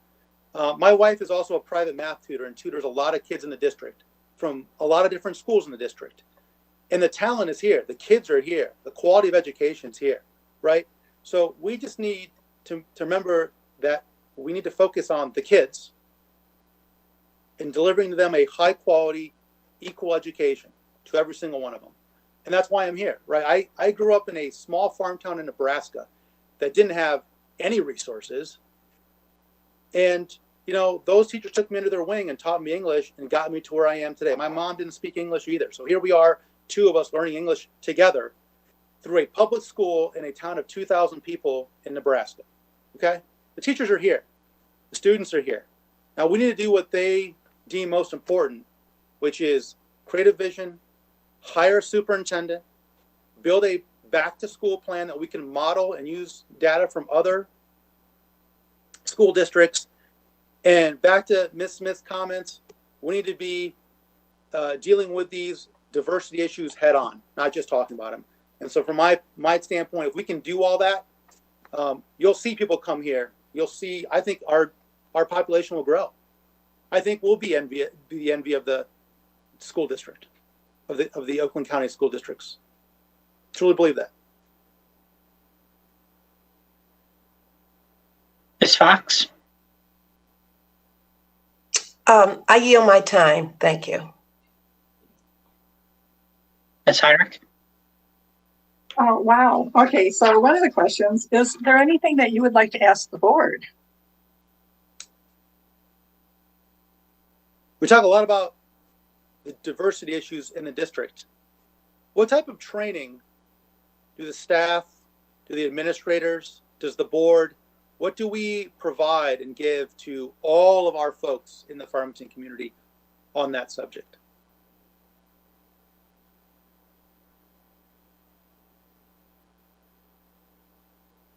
I will.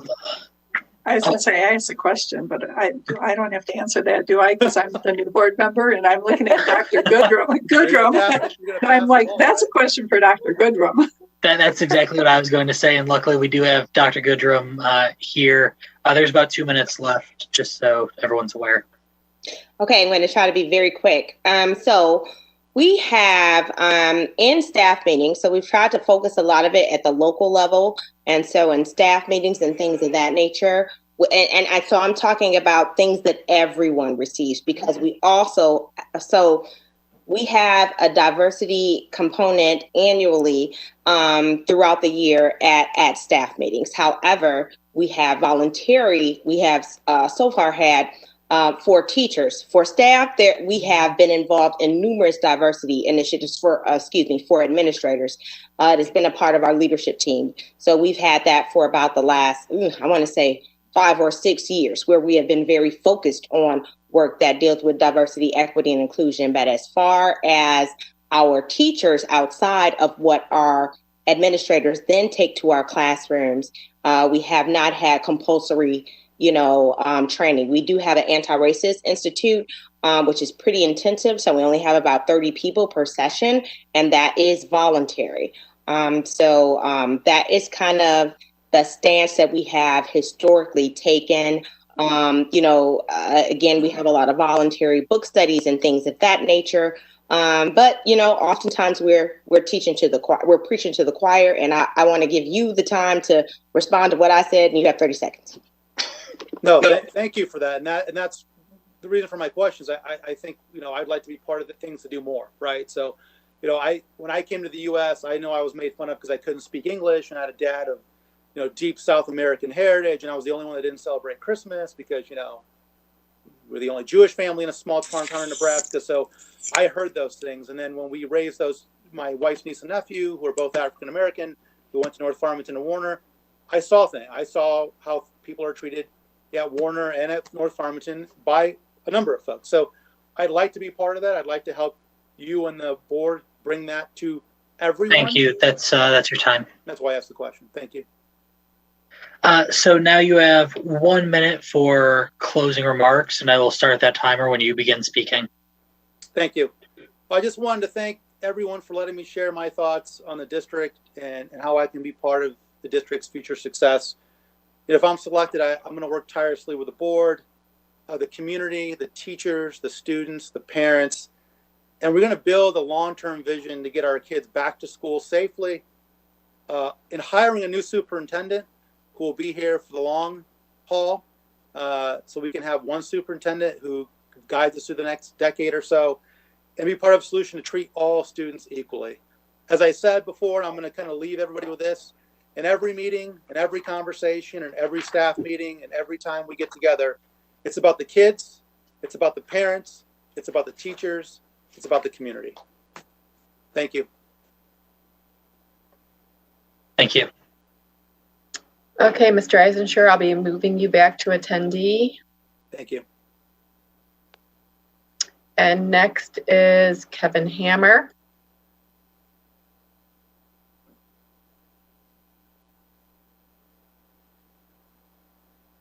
Hi, Kevin.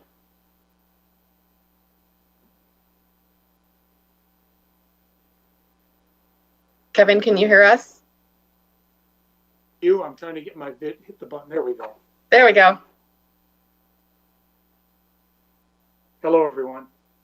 Hi there. So, Mr. Hammer, just to go over the how this is going, you will have 2 minutes for your opening statement, followed by 22 minutes of questions from board members, and then 1 minute for closing remarks.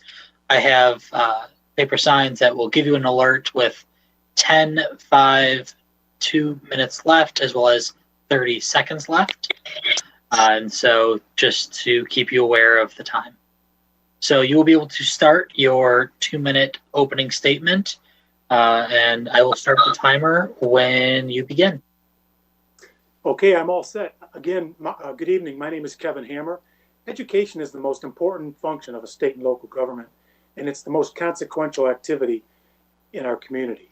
And it's the most important element of a healthy culture and a prosperous economy. And I care deeply about the culture and the well-being that we're passing on to our children and our grandchildren and beyond. Being a CPA and an attorney, I think I bring some valuable skills to the board. But more significantly, I've been involved in many civic, church, and school groups and activities. More often than not, I've been asked to take on leadership positions in many of those groups and activities, including the Exemplar Club here in town, the Farmington Area Commission on Aging, the Memorial Day Parade, and others. In these and others, I've been asked to take the lead. And I like to think it's because I've exhibited a collaborative, respectful, and effective style in working with others in the community. And I believe this is the most important attribute that I would bring to the board. Among the many activities that I've been involved in, coaching youth sports was one of the most rewarding that I've done. The reality is I've gotten way more out of it than I put into it. And one of the most striking lessons was observing that the kids who are the toughest to love need our love the most.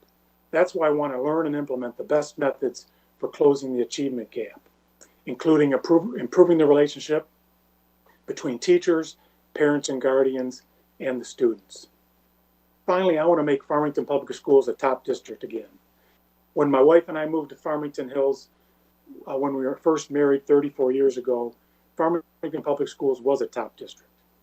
I want to help the board, the superintendent, the principals, teachers, and the entire Farmington Public School community restore Farmington Public Schools as a top district again. Thank you.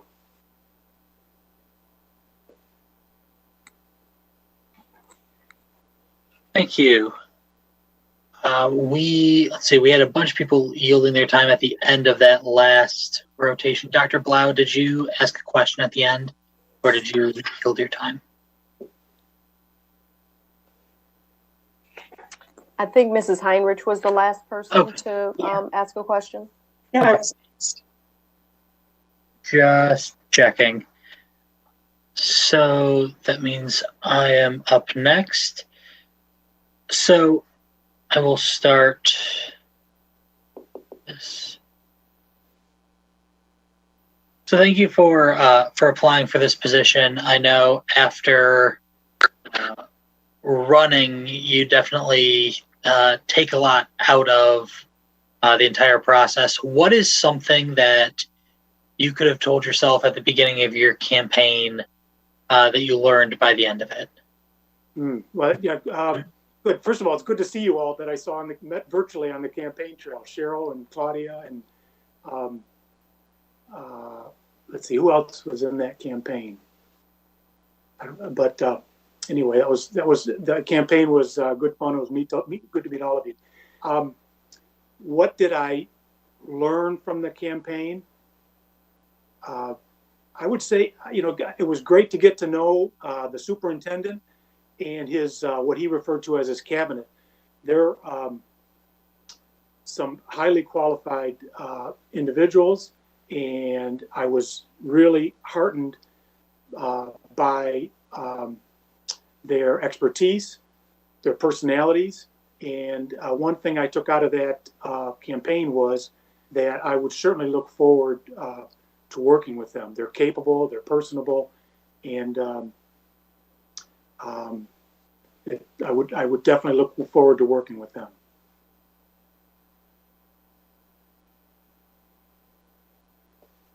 Ms. Smith? Good evening, Mr. Hammer. We have a very diverse community, which I have heard countless times tonight by all of the candidates. We do have a diverse community, very diverse.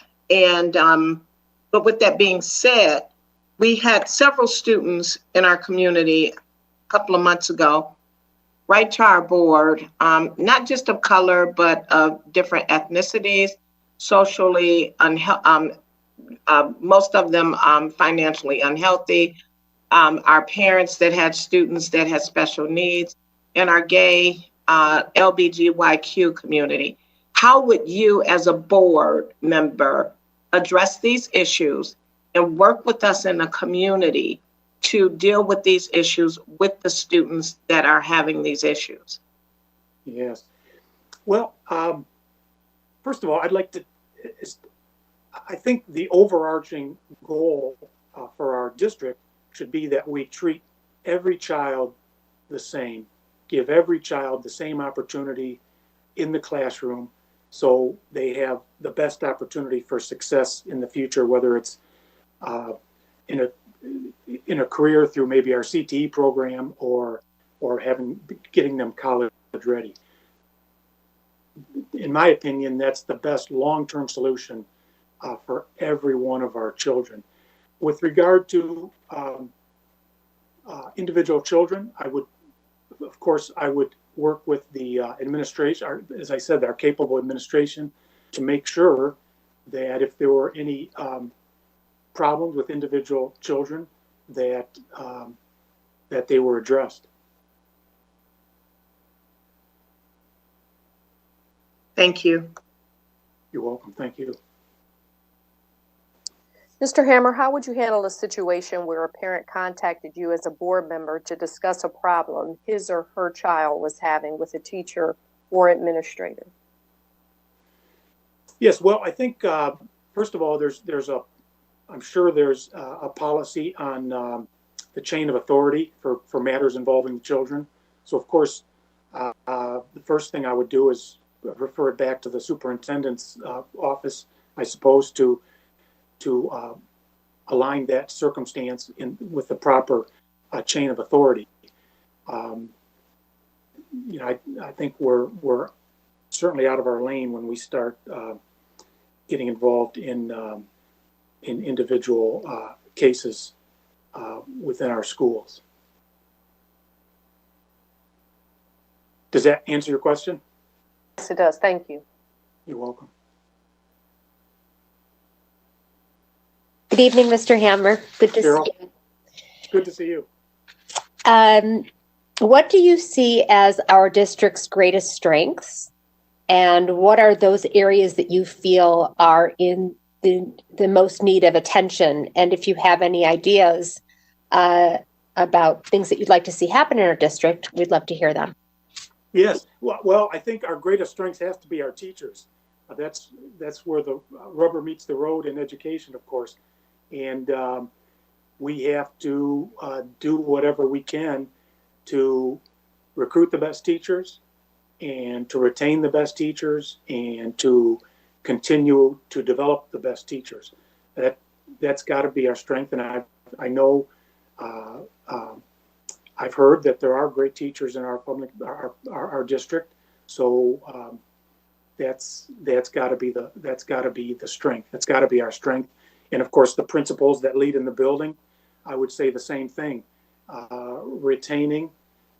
Recruiting, retaining, and developing the leaders in the building has got to be our strength. And of course, diversity is a strength, and that would be best realized by treating every child with respect and with equity in the classroom and in all the activities in our school system. What are our weaknesses? Well, again, I think it's got to be leadership at this particular point. We have had a lot of turnover in our superintendent's office. We've had turnover on the board, more so than just in the election cycles. So I think we have to improve that. I think we have to review our processes as a board to make sure we, as I said before, stay in our lane and act as a support for the superintendent to make him successful. I listened to the gentleman before me raving about how active the parents were. Of course, we want active and helpful parents. So I certainly see that as a strength also. Does that cover all your questions, Cheryl? Thank you. Thank you.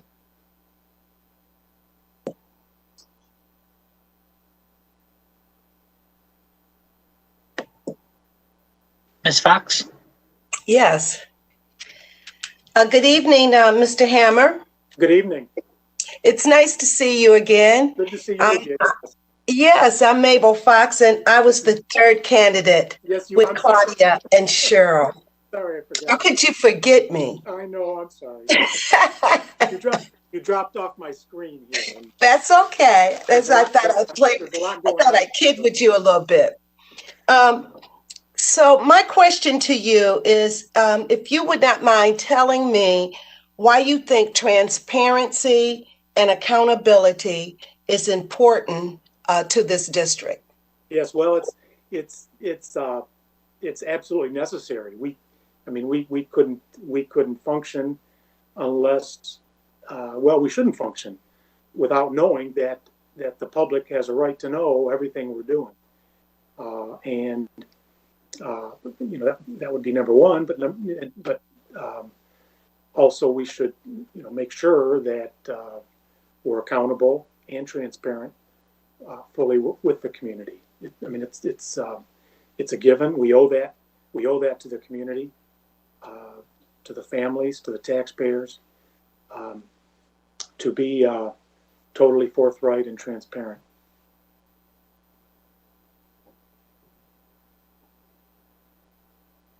Okay, thank you. Thank you.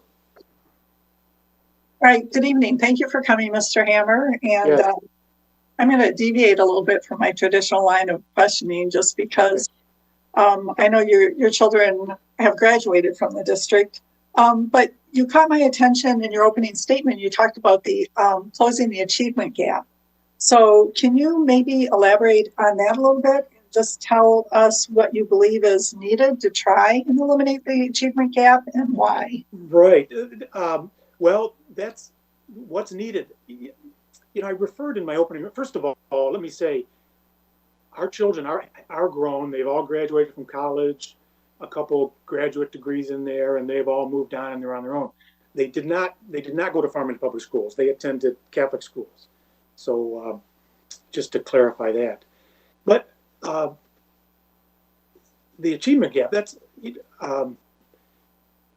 other than maintaining excellence and equity in the classroom, we have to close that achievement gap. Otherwise, we're not being equitable to all the children. How would I do that? As I said in my opening remarks, I'd like to explore the ways to do that. I don't have the answers to that. I hope and I'm confident that our capable central office would have those answers. I think, and I referenced this in my opening remarks, I think there's maybe some low-hanging fruit in improving the relationship with parents or guardians and teachers and their students. And hopefully we can at least go a little way in closing that achievement gap.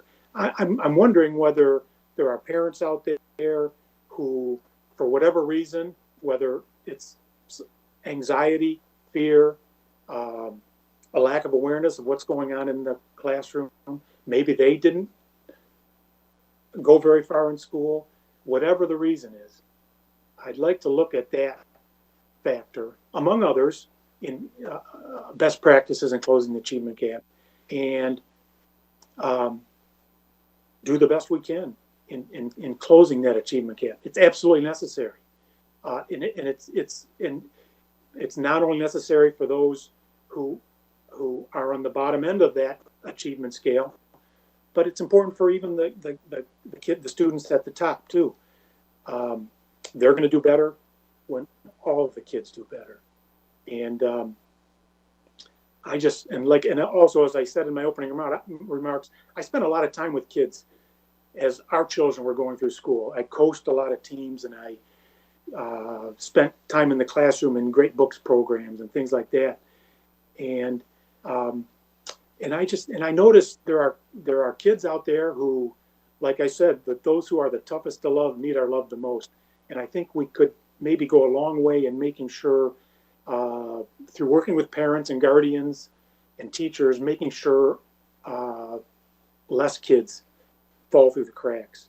And again, close that achievement gap for the sake of everybody and our children's and grandchildren's future. Thank you. Thank you.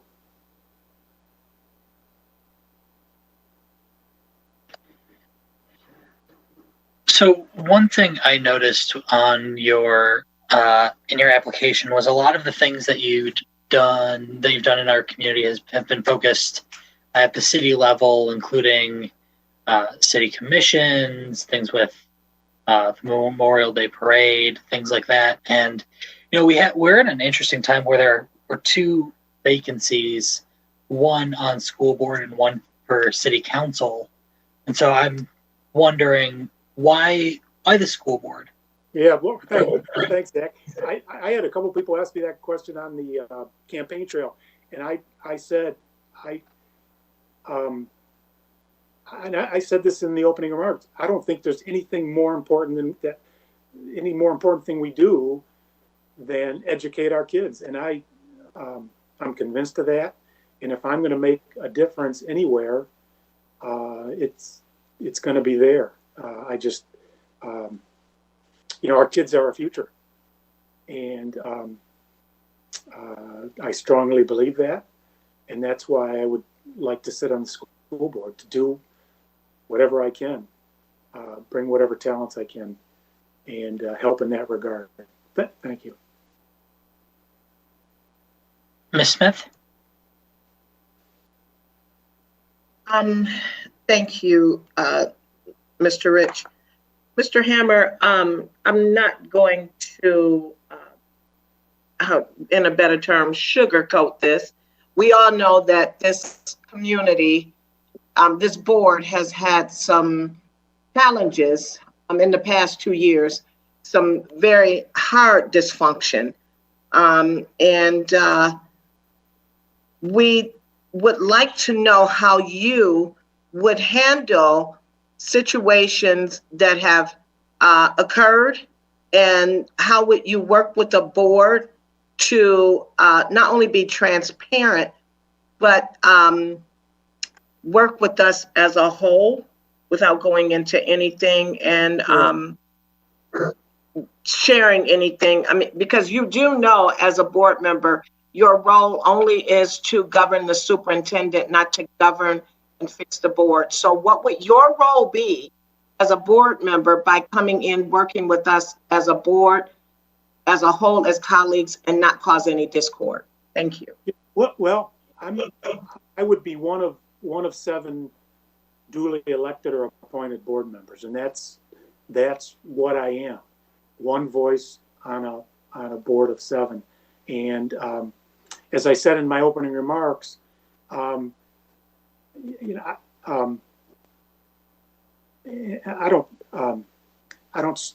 hope I'm not saying it in a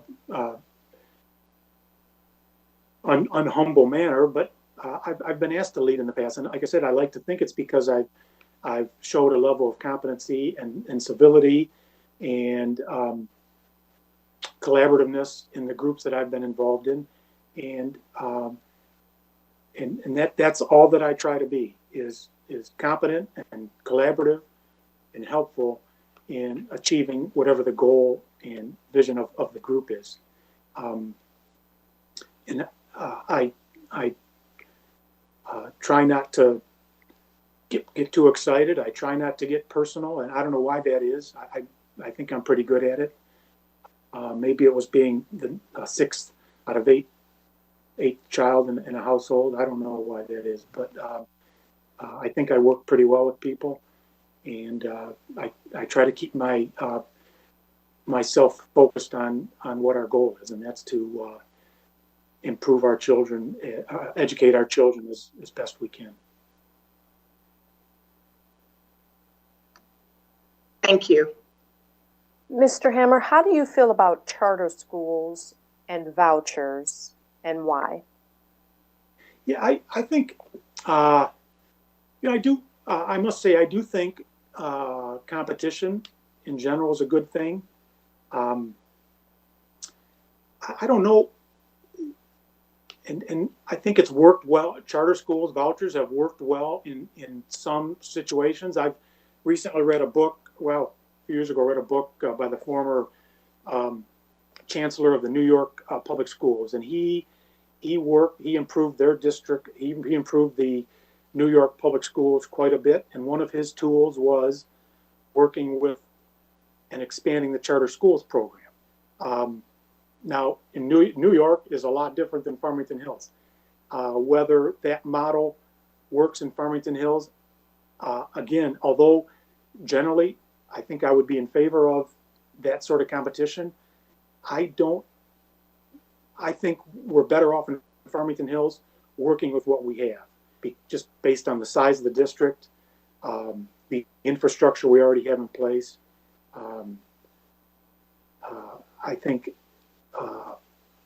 again, generally I'm for competition, even in education, but I don't think it's the place we have. We should consider here in Farmington Hills. Thank you. Thank you. Dr. Black? Is there anything else that you would like to share with us that we haven't asked you about? No, I can't. I guess I can't think of anything, Cheryl. No, I care deeply. Like I said, care deeply about the kids and our children, our grandchildren's future, and the future of our community and our culture. Thank you.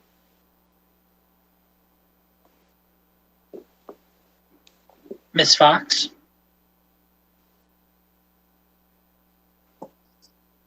I yield my time. Thank you. Ms. Heinrich? I could go down that rabbit hole and ask if there's any questions you'd like to ask us and see where that leads. Well, I guess I guess I would, to be quite frank. I would say, are you all optimistic about the future of the leadership on the board? That would be my major concern. I mean, I'm an eternal optimist. I'm optimistic about everything, but I would say, are you optimistic about where you're headed as a board, and can we work together? That's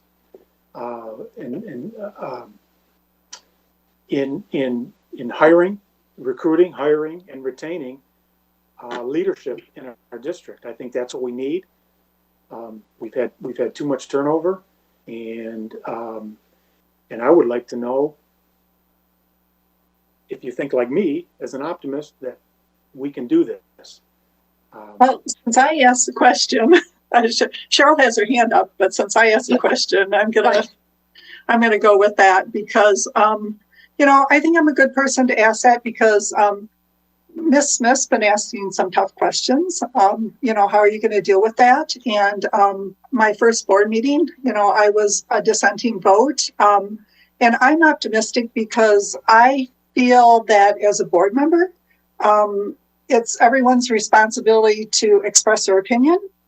It's everyone's responsibility to act in the best interest of those that they're served. And once a decision is made by the board, then I think it's important that the board accept the decisions and then move forward with those decisions. And I'm hopeful that anybody that we appoint would be sharing in that mindset. And then I'll defer to Mrs. Blau, Dr. Blau.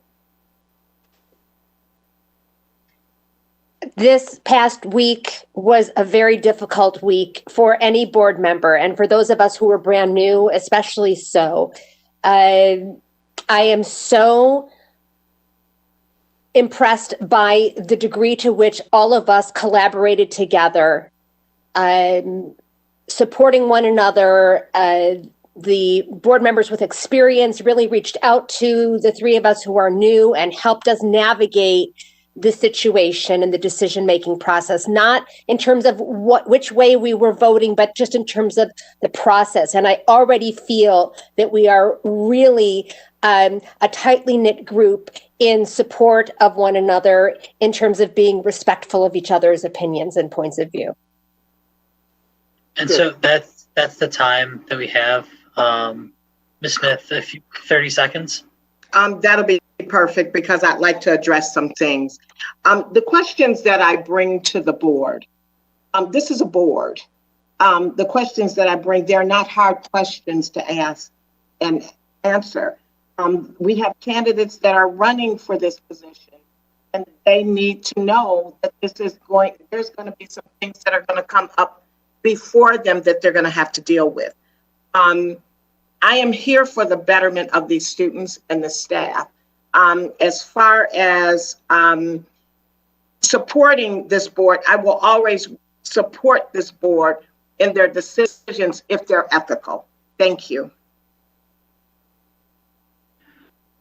Okay, Mr. Hammer, you have 1 minute for a closing remark. Yes, thank you. Again, as I stated in my opening remarks, I've been encouraged to take leadership positions in many groups that I've been involved with. And again, I like to think it's because I've exhibited a collaborative and respectful and effective style in working with others, and I plan to bring that to the board. I think we have to be optimistic. We have to work together towards that goal of educating every child. And again, it starts with leadership, our role as a board in the community, in reaching out to the community as goodwill ambassadors for the district, but also to get their input on our vision. So community involvement will be very important to me.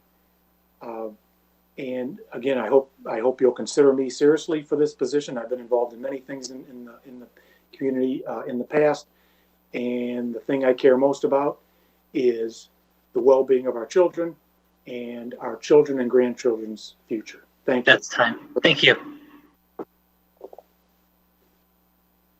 I know we are. Kevin. I'll be moving Kevin back as an attendee. I know that we are Thank you all. Very ahead of schedule. I didn't see our next applicant in the She might have just joined because I did text her. Okay, great. Give me just 1 minute. I need to grab my my charger. Okay.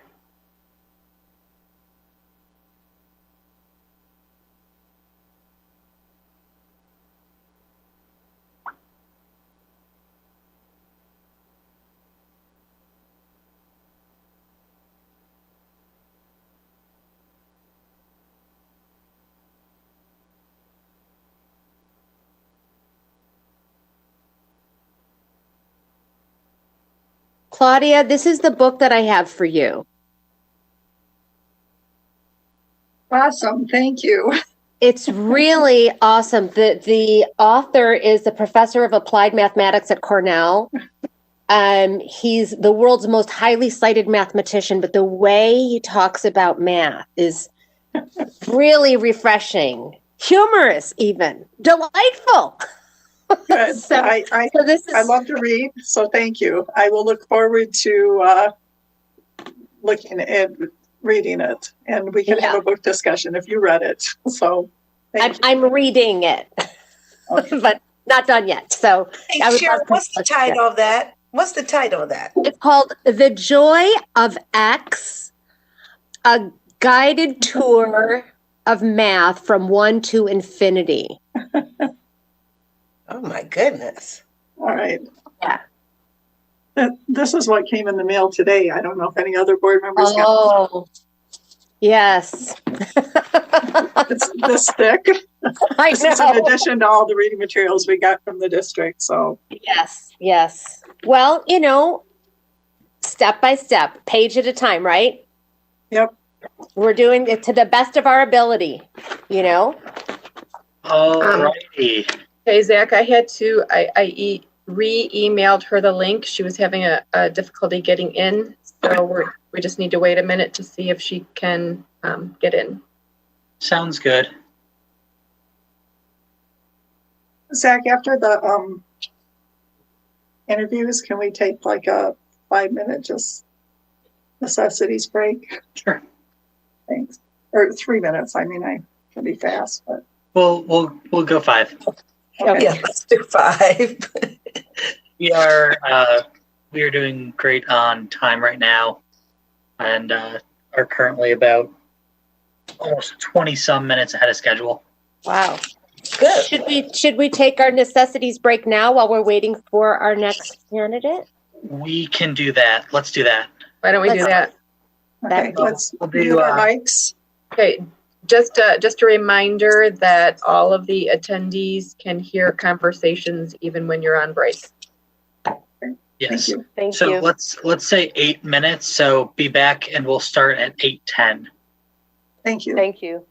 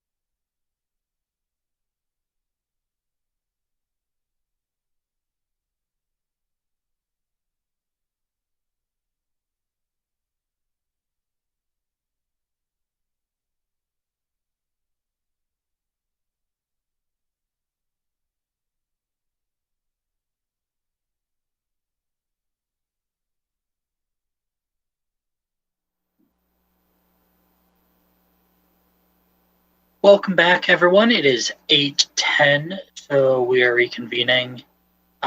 Miss Marvin, just for going over how the interview will go, we will have 2 minutes for your opening statement. Following that is 22 minutes of the board asking questions, and then you will have 1 minute for your closing remark.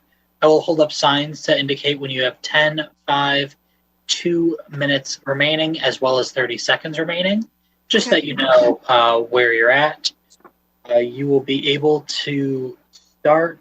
I'll start the timing for your 2 minutes of your opening statement momentarily. All board members, if you can have your cameras on, that's great. If you can, please remember to mute.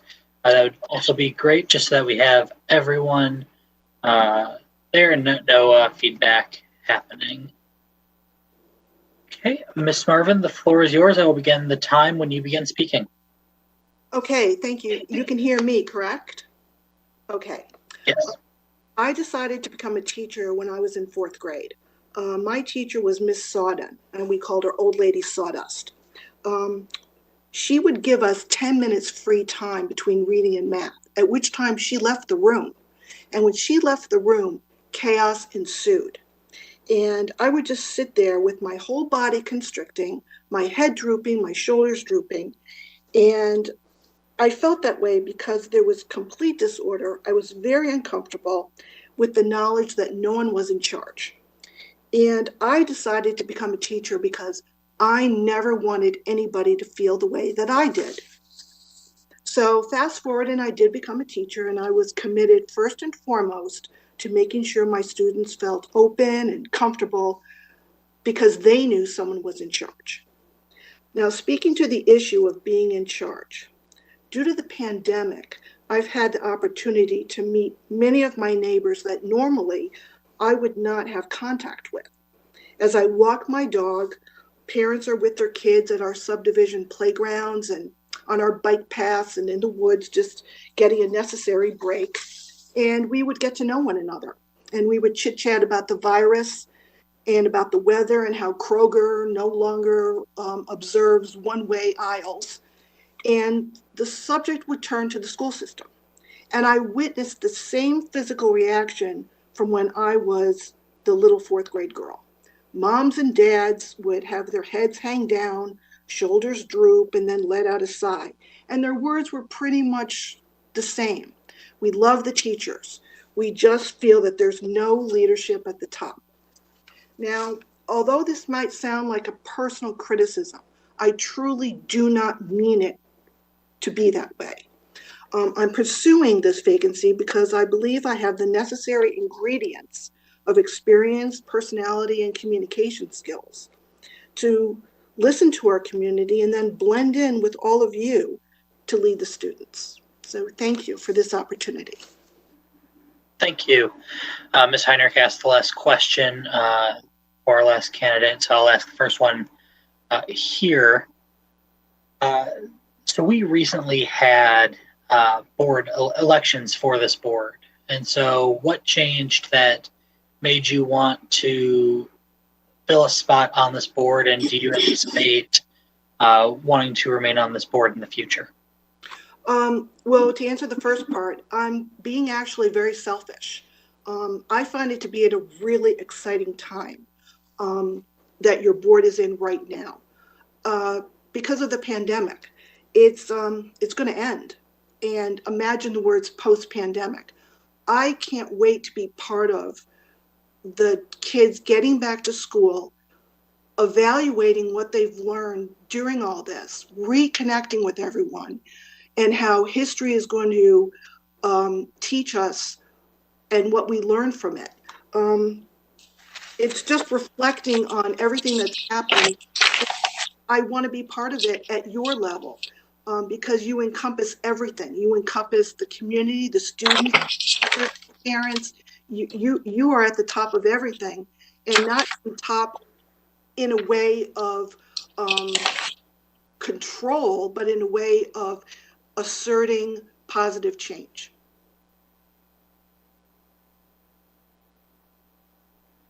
Ms. Smith? Good evening, Ms. Marvin. I'm going to ask you the same question that I put forth through the other candidates. I know it may sound like they're difficult questions, but they're questions that need to be answered. We are a very diverse community, extremely diverse. And we listen to people say that they're for the diversity. But what would you do as a board member to help us deal with the problems that we're having with students that are financially unhealthy, the LGBTQ community, the people of different ethnicities, as well as people of color? What would you do as a board member? We had over 100 students write a letter, and we needed some answers. And how would you handle that as a board member? Thank you. Well, I could spend the next day talking to you about that. It's not something that you answer very quickly, but just on my street, we had an African-American family move in, and they have a child that's in the exact same grade as the family across the street who is not African-American. Those kids are not friends. And it's because the parents, it's because of the one set of parents, to be perfectly honest with you. I was stunned. I was very naive about those things. And it has to start right in kindergarten. Kindergarten, first, second, third grade. You start with kids bringing in things from their backgrounds and how cooking and what they wear and what their home life is like. And you start a dialogue right off the bat. And then fourth, fifth, and sixth grade, you continue it on a higher level so that the kids, even though they go back home to those parents, the kids start to understand that there doesn't need to be a problem with someone else who's different. And that's the only thing you can do, and it will not happen overnight. It's a long process, and it has to not have a break in that process at all. It has to start in kindergarten and continue on through 12th grade.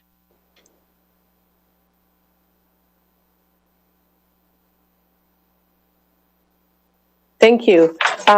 Question for you. How would you handle a situation where a parent contacted you as a board member to discuss a problem his or her child was having with the teacher or administrator? I would thank them for their input, and I would tell them that I would look into it. And then I would contact the administrator, and I'd contact the teacher, and I would find out what the problem was.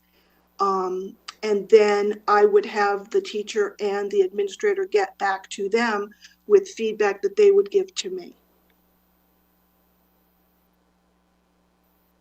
Thank you. Good evening, Ms. Marvin. Hi. I would love to hear what you feel our greatest strengths are in our district, as well as those areas that you feel we really need to shore up, the areas of need.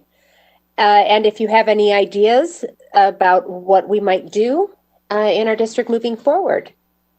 Well, I think a great strength is you guys. I've only watched a couple of board members. The learning curve for me would be pretty steep.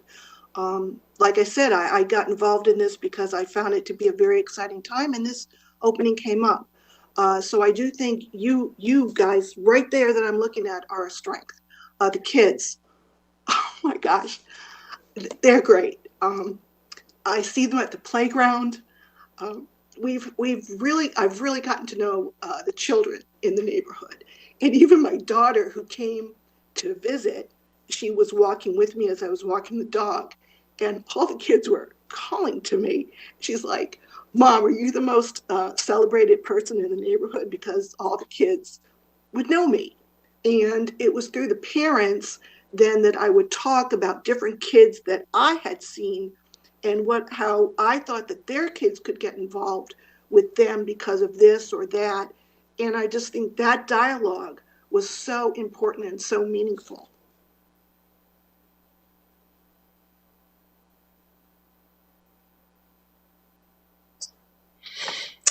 Good evening, Mrs. Marvin. How are you today, this evening? Hope you're doing well. My question for you, Mrs. Marvin, is tell me why you think transparency and accountability is important for this district. Well, it's important for any district. We get our money through taxpayer dollars. They want to know where it's being spent and how.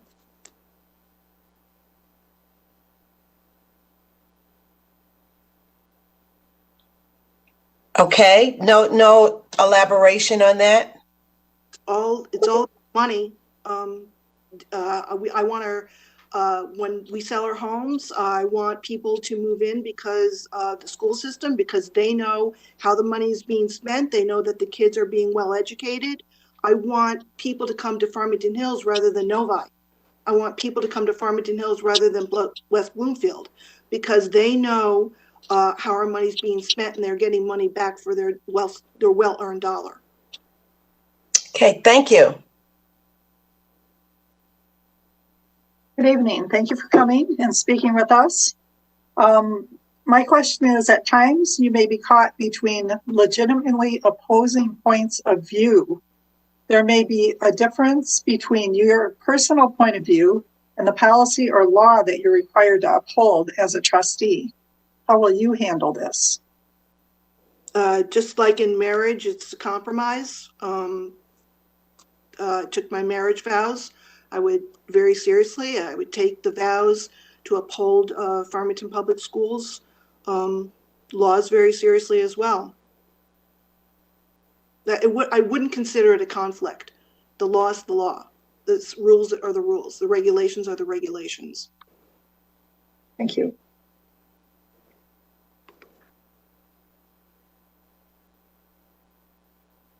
So what do you think specifically you bring to this board that would help us in this current time and moving forward? Well, since my kids have graduated, 2 years ago I went back. I needed 2 more classes to complete my certification. And so I took my first class and I went back into Hillside and I worked with an at-risk student. And the ease in which I fell back into that school, having been out for 15, 16 years, was amazing. It was what's like riding a bike. What I would bring to all of you is my real understanding of kids and my real understanding as a parent myself. And I would bring that from the perspective of, I haven't been digging in the trenches like you guys. I don't want to use fresh, but I have a newness to it.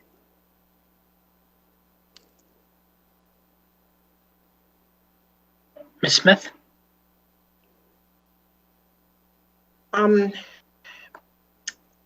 Ms. Marvin, it's no secret that we have had some discord on this board. And my colleagues are willing to move forward. With the disruption that we've had in the past 2 years and the discord, what would you do as a new board member to help us stay afloat, I might say, or to keep the discord down? Thank you. First, validate people's concerns, validate everyone's concerns, and move forward so that the past is not a distraction, and it is finally in the past. I don't have an agenda in terms of the discourse that's happened. I really think that I would just validate, move forward, and have some fun.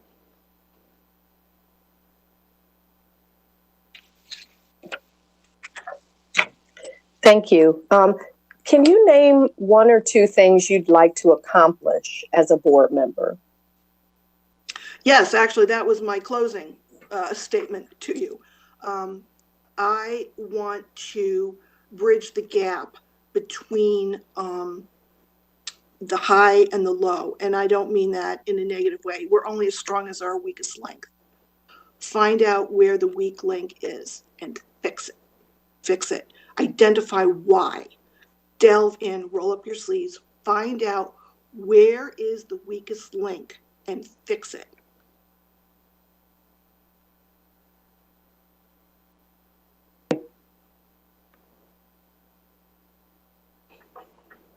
Dr. Blau?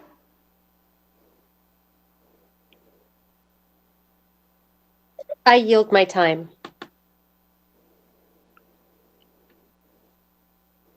Ms. Fox? Yes, I yield my time as well. Ms. All right, Heineman? I've got one. Yeah, like you, during the pandemic, spent a lot of time walking my dog, noticing parents, children in the neighborhood, out and about playing. So my question is, describe a response of a parent cornered you at the playground or the grocery store and asked for your support on a particularly hot issue. Well, if I agreed with the issue, I would explain to them how I'm pursuing what they find to be the issue as well. If I disagreed with the issue, I would try and find a commonality or explain my position.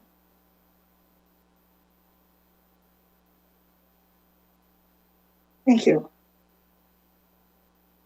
I yield my time. Ms. Smith? As you know, this board does a lot of work, and this is one of the things that we do. Our next goal is to put in a superintendent. Would you have the time and have you spoken with your family on how will this be okay for you? I mean, we spend a lot of time together and we do a lot in our community. During the days before pandemic, we had plays that we attended, visited school buildings. And so now, since we're shut down and we're in the process of looking for a new superintendent, this is going to be a lot of time that we will be putting into being a board member. Would you, that not to mention taking classes or anything, have you spoken to your family and how do they feel about you giving you our time? My children are out of the house. Well, my children, one is still here, but he's graduated from college and working. I can't wait. Can't wait. It would be an amazing, amazing experience to participate in. Time is not an issue. My husband's very supportive.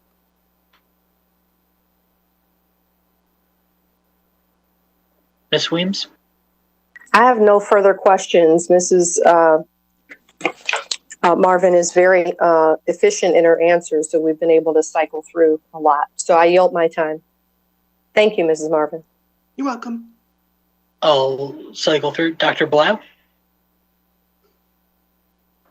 You mentioned that you were a classroom teacher. I would love to hear a little bit more about your teaching background, your teaching experiences.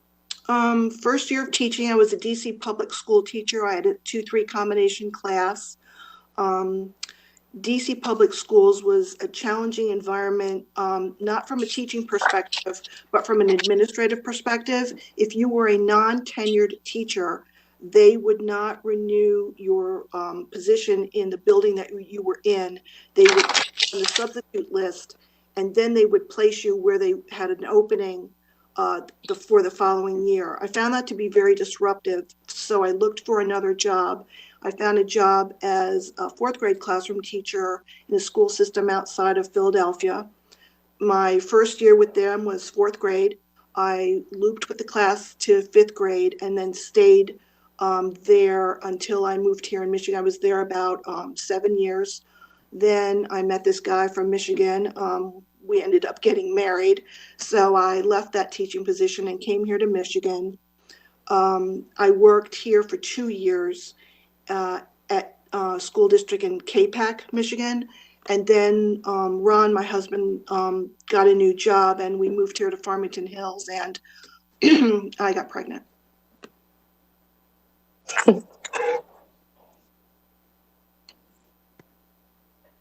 Ms. Fox? Does that cover it? I think so. Thank you, Mrs. Marvin. I yield my time. I always have lots of questions, so I won't disappoint my fellow board members. Just listening to your experience as a teacher and a parent, taking on the role as a board member is a different hat and a different view. So the question is, how do you view the relationship between the Board of Education and then the administration and staff and central office? And I guess you can go whole parenting community. A big listener, have to be a big listener, have to take it all in, have to be a big picture, and then see the trees through the forest, and be able to encourage people to get those little nitty-gritty things accomplished and work with them and be enthusiastic and inspiring to them. It's just a symbiotic relationship that requires a lot of listening and then getting it done. I yield my time, Ms. Smith.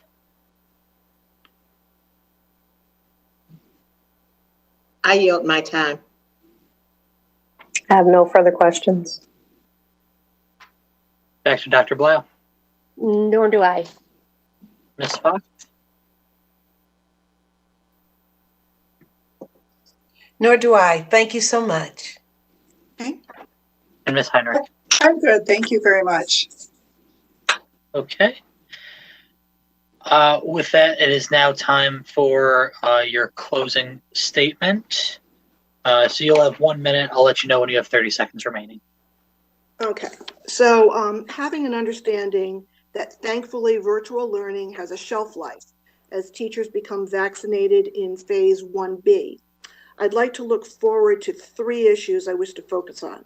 The first is identifying how academically our students fared this past school year in comparison to our neighboring school districts. The second is how our social studies curriculum will incorporate the material necessary to teach our students about this past decade. And third, our school ranking and property values as they compare to our neighboring cities. So in closing, I'd like to briefly tell you about my dad. He was a coach and teacher for more than 30 years. And upon his retirement, he became a school board member. My brother and I asked him, why on earth would you want to do that? And he simply replied that he had much to offer and he wanted to serve. And that's what I want to do. I have a lot to offer. I want to serve, and I thank you for this opportunity. Thank you. Okay, Mrs. Marvin, I'll be moving you back to an attendee now. Okay, thanks.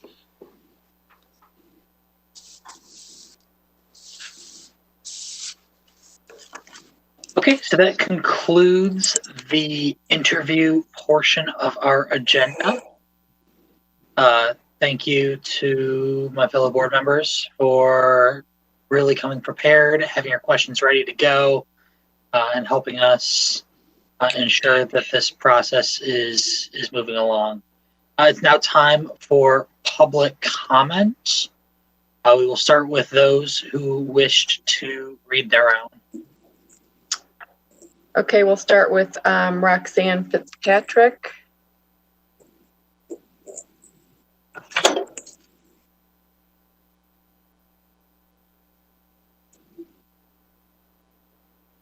Okay, Roxanne, yep, go ahead. Thank you. Well, my first question to start off with is, what happened to all the public comments that were sent to the board for the special meeting last week? I kind of have an understanding that that's a law, that you have to present those comments.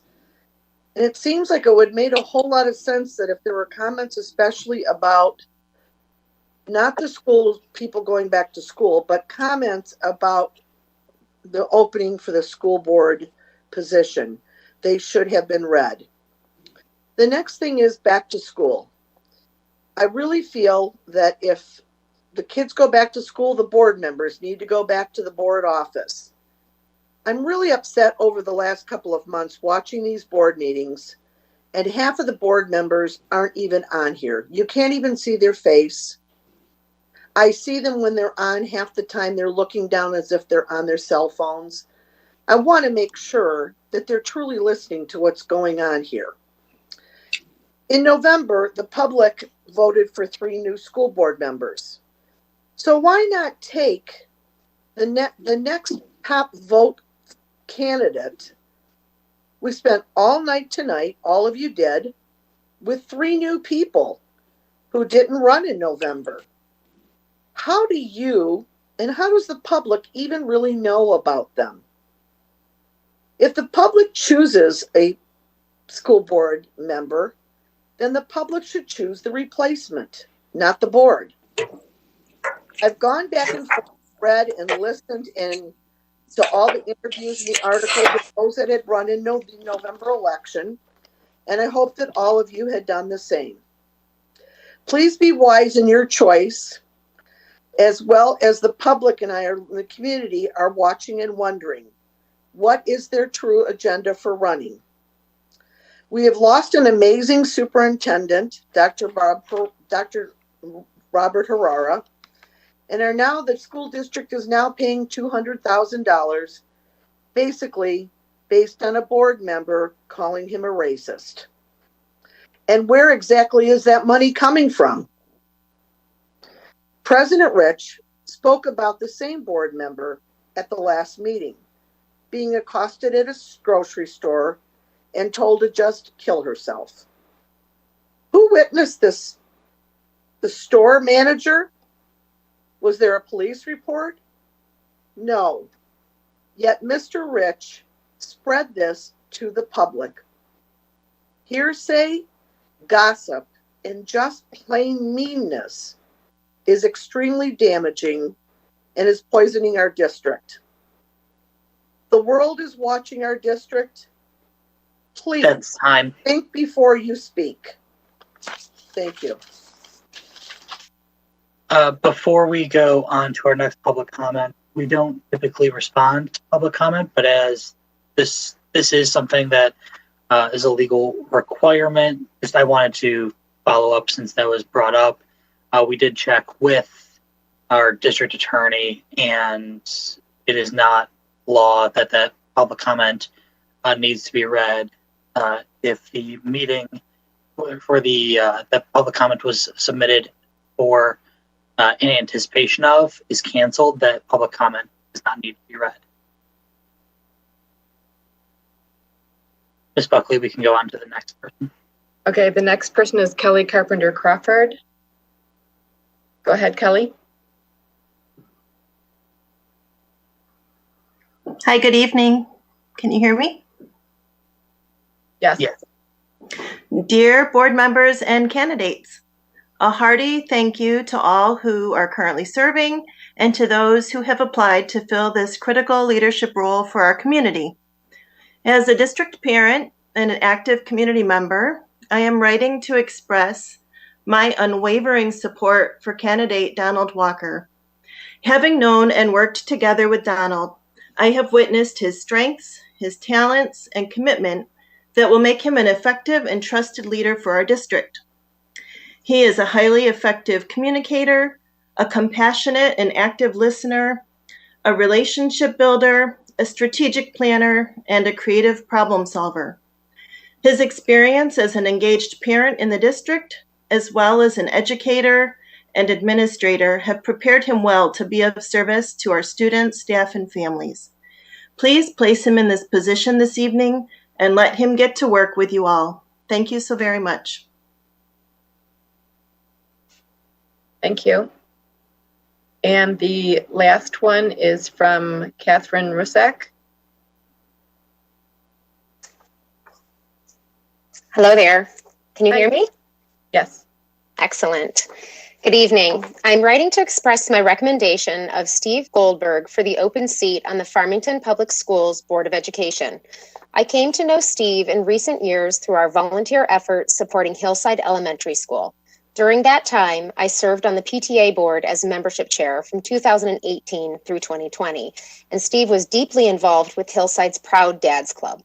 His dedication to the school and energy to serve was palpable during his son's years at Hillside. As I got to know Steve even better through his campaign efforts this past fall while he ran for a 6-year term on the Board of Ed, my respect for him grew. Steve is an accomplished business professional who understands the value of listening before responding thoughtfully. Steve's ability to accept feedback with a calm and measured response and the right dose of inquisitiveness is impressive. Not many can master the skill of being a trusted and inspiring team member and leader. Aside from my personal observations of Steve's character and commitment to Farmington Public Schools, I strongly believe he should be appointed to the open board seat based on votes alone. In the recent 2020 fall election, Steve garnered 11,862 votes when he ran for a 6-year term on the Board of Education, beating 2-year candidates Walker and Hammer by over 2,000 votes each. While Steve fell short of winning a seat on this board by the slim margin of just 1,490 votes, the FPS voters made their preferences clear in awarding him nearly 12,000 votes. While I respect the interest of current candidates, Eisenscher, Marvin, and Silver, if their call to serve Farmington Public Schools was so strong, they should have vied for a seat during the fall election. Board members, you have all pledged to do what is best for Farmington Public Schools, and the right path is not always easy to discern. You voluntarily stepped into the spotlight despite mounting challenges in the middle of a pandemic to do the hard work of repairing damaged relationships and rebuilding trust within the district to provide the best educational experience possible for our children. This work will take time and perseverance. Steve's strengths will complement your own. I believe he can help bring stability and confidence to the Farmington Public Schools Board of Education at a time when strategic direction and civility are needed most. Please honor the will of the 11,862 voters who cast their ballots in favor of Steve Goldberg last fall and appoint him the open board seat in question. Thank you for your consideration of my message. I wish you peace and clarity with the decision before you. FPS families are counting on you. Respectfully, me, Katie Rusak, parent of 3, 2 children at Hillside and 1 at Power. Thank you. Thank you. Dr. Blau has volunteered to begin reading public comment.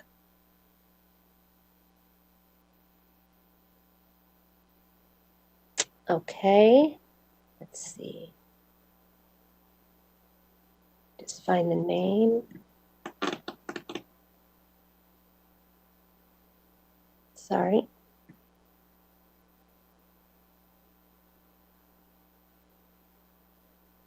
Let's see. Pedrosny? No, it's Francesca Tizzolino. Justin? Is that the first one? There's one above him. I can read that one for you. I can see it. I just can't see whose it is. Okay. Can't see the name. Francesca Tizzolino. Okay, thank you. Sure. Dear FPS school board members, I would like to inform you of my recommendation of Steve Goldberg for the open seat on the school board. With over 30 years at Blue Cross Blue Shield holding director level positions, he also obtained a master's degree in business and a BA in finance. As such, Steve Goldberg provides a unique skill set to the current school board. Steve Goldberg has also been involved in many school groups and events. I had the pleasure of knowing Steve Goldberg when he coached my son's basketball team through I-9, as well as at Hillside Elementary, as our boys are in the same grade. Steve Goldberg has always been an active member in the community and puts kids first. As a citizen of Farmington Hills, I have lived here since I was 2 years old, so my heart belongs to our beautiful city. I remember when our district was top-notch, and over the years, we have diminished. As a parent of 3 children, I want to express my deep concerns with our public education system. We used to be one of the top school districts, and now we're not on the top 25 list. As a business professional, I received my master's degree in business administration and took tons of courses for leadership. One of the main consistent themes is to create a diverse team. This does not always mean those from different races, but people with different skill sets. Boards that have a diverse background become the best ones. Steve Goldberg's business acumen would greatly complement the skills of the other board members. He is experienced in working with different types of constituents that might not agree, but be able to find a common ground to move things forward. Steve Goldberg ran for the 6-year term and received 11,862 votes. He was awfully close to winning one of the seats. Those that ran for the 2-year term in this past election did not come close to obtaining the number of votes that Steve Goldberg did. Donald Walker received 9,713 votes, and Kevin Hammer received 9,288 votes. The others who applied, I would not consider, because if they genuinely wanted to be on the school board, they should have run like others did. Steve Goldberg not only received 2,100 more votes than Donald Walker or Kevin Hammer, but he was also the closest to winning his race than others were in their race. Steve Goldberg was 1,400 votes short, while the other two that ran for election were at least 5,216 votes short of winning. I feel the empty seat should be filled by the person who came in third place, Steve Goldberg. The voters of Farmington Hills spoke up during this election and clearly thought highly of Steve Goldberg. Any other candidate for consideration does not seem possible. I ask each of you to respect the voters' decisions this past election and choose Steve Goldberg to fill the empty seat. For the school board to allow others who didn't run or who received less votes just weeks after the election to be selected over Steve Goldberg is undemocratic.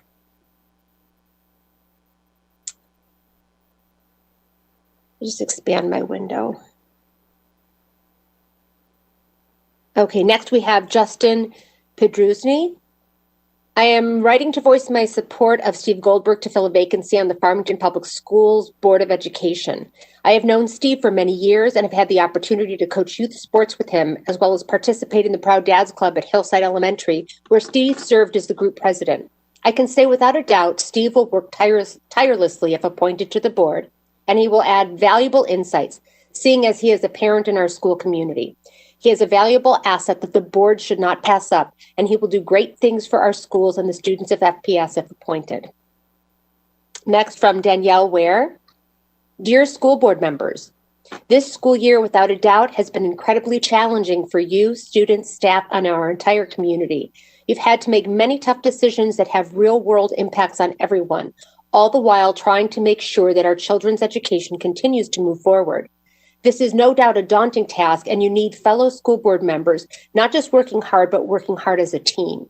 For this reason and many others, I highly recommend Donald Walker to be appointed to the vacant school board seat. Having in recent months met Donald, I am thoroughly impressed with his ability to work with others from all walks of life. He is able to meet you where you are, find common ground, and work toward a solution. He believes in equity for our students and has a genuine spirit to serve. In today's climate of fear, unrest, disconnected and disassociated behavior that unfortunately bleeds into the school environment, where our children need to remain our first priority, his ability to communicate, keep the team focused on the task, and lead with a service mindset are much needed skills. Donald's ability to communicate clearly and connect with others to resolve issues and deliver results, as well as his more than 20 years as a successful administrator in K-12 that keeps his focus on educating students, makes him the type of valuable asset that our school district needs. Please accept this recommendation for Donald Walker to fill the vacant seat on the school board. He is the team member that the students, board, staff, and community need. Thank you, Danielle Ware. Next, from Shanti Wilson. Let's see the first name, I'm sorry. Kachia? There's one right before. Cheryl. Oh, is there? Oh my goodness. Cheryl Taro. All right. Sorry. Hello, Board of Education members. Since we just had a general election in November, I feel the most democratic thing to do is look at the election of the candidates that have submitted an application, who ran and who received the most votes after the 3 newly elected trustees. Out of the 6 candidates being interviewed for the open board seat, 3 of them ran in November. If you take and look at those 3 candidates, Steve Goldberg received 11,862 votes, almost 2,000 more votes than the other candidates. I think Stephen Goldberg should fill the open seat. Thank you for taking the time to read my comment. Okay. Thank you. Next. Okay, now we have Katia Shante Wilson. Dear Board of Education, I am writing to ask that you appoint Donald Walker to the open board seat.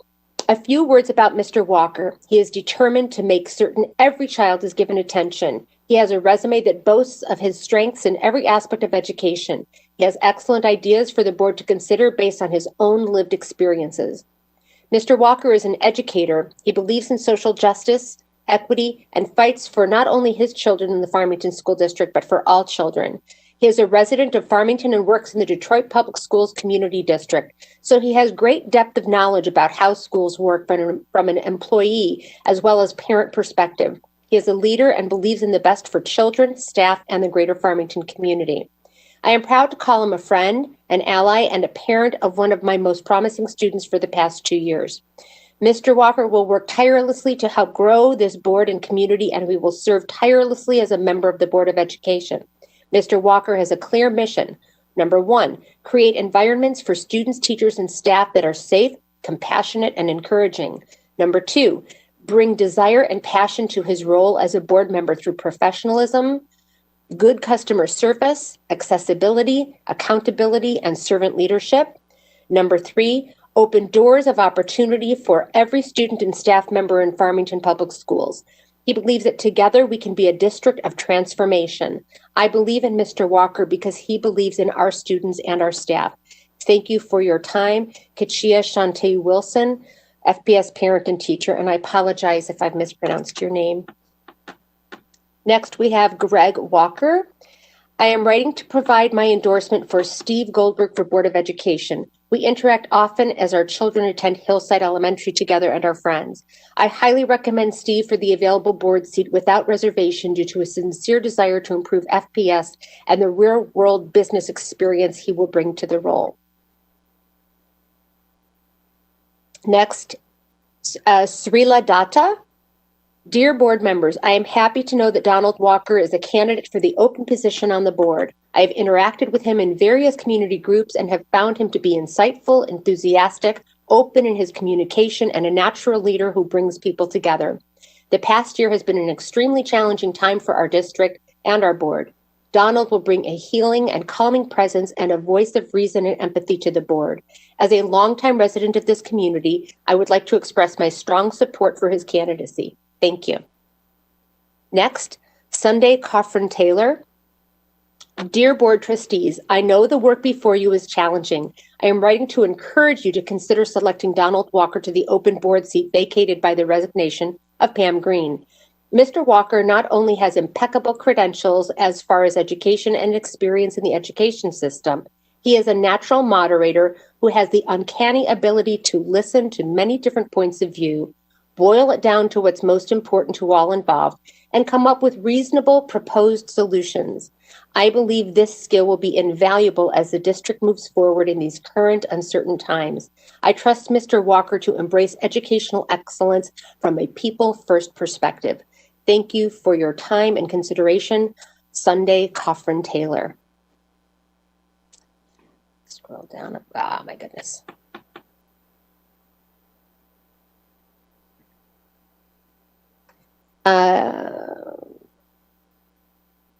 Amanda Thielen, is that the next one? There's Emily Lamont. Emily Lamont. Right above that. Got it. Okay. Emily Lamont, thank you. Dear Board of Education, as a community member, I'd like to express my confidence in Steve Goldberg as a hardworking, effective, and open-minded candidate for your open board position. This is why I voted for him in November, because he ran in the November election and earned the third largest amount of votes. This shows how committed he is to working hard to do what's best for students in FPS. It also shows the board overwhelmingly community support for Steve. Let the community's voice be heard by appointing Steve Goldberg to the Board of Education.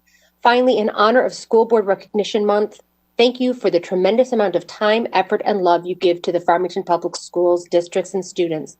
Being a school board member can be daunting, especially during this pandemic. I appreciate you. Sincerely, Emily Lamont, Farmington Hills resident, FPS elementary teacher, and FPS parent. And now we have Amanda Thielen. Good evening. I am writing in support of school board candidate Donald Walker. While I'm sure you'll hear about Mr. Walker's credentials tonight, I want to talk to you about Donald Walker as a person. Since I met Mr. Walker, I have admired his commitment to kids and the district, as well as his ability to bring people together. Mr. Walker is a leader, a calming presence, and a natural mediator. Mr. Walker has an unmatched ability to listen openly, even when he doesn't necessarily agree with a person's point of view. He will reflect and take your words to heart. He is a natural leader, but is also willing to roll up his sleeves and get things done. His commitment to all students and equity will be clear immediately. His email signature reads, "If you can't serve, you can't lead." Mr. Walker truly embodies that statement. I'm confident that if you appoint Donald Walker to the board, that you will be adding a trustee who will collaborate, respond to the public, and always put kids first. I encourage you to select Donald Walker as the next FPS trustee. Respectfully, Amanda Thielen, FPS parent. And again, I apologize for mispronunciation.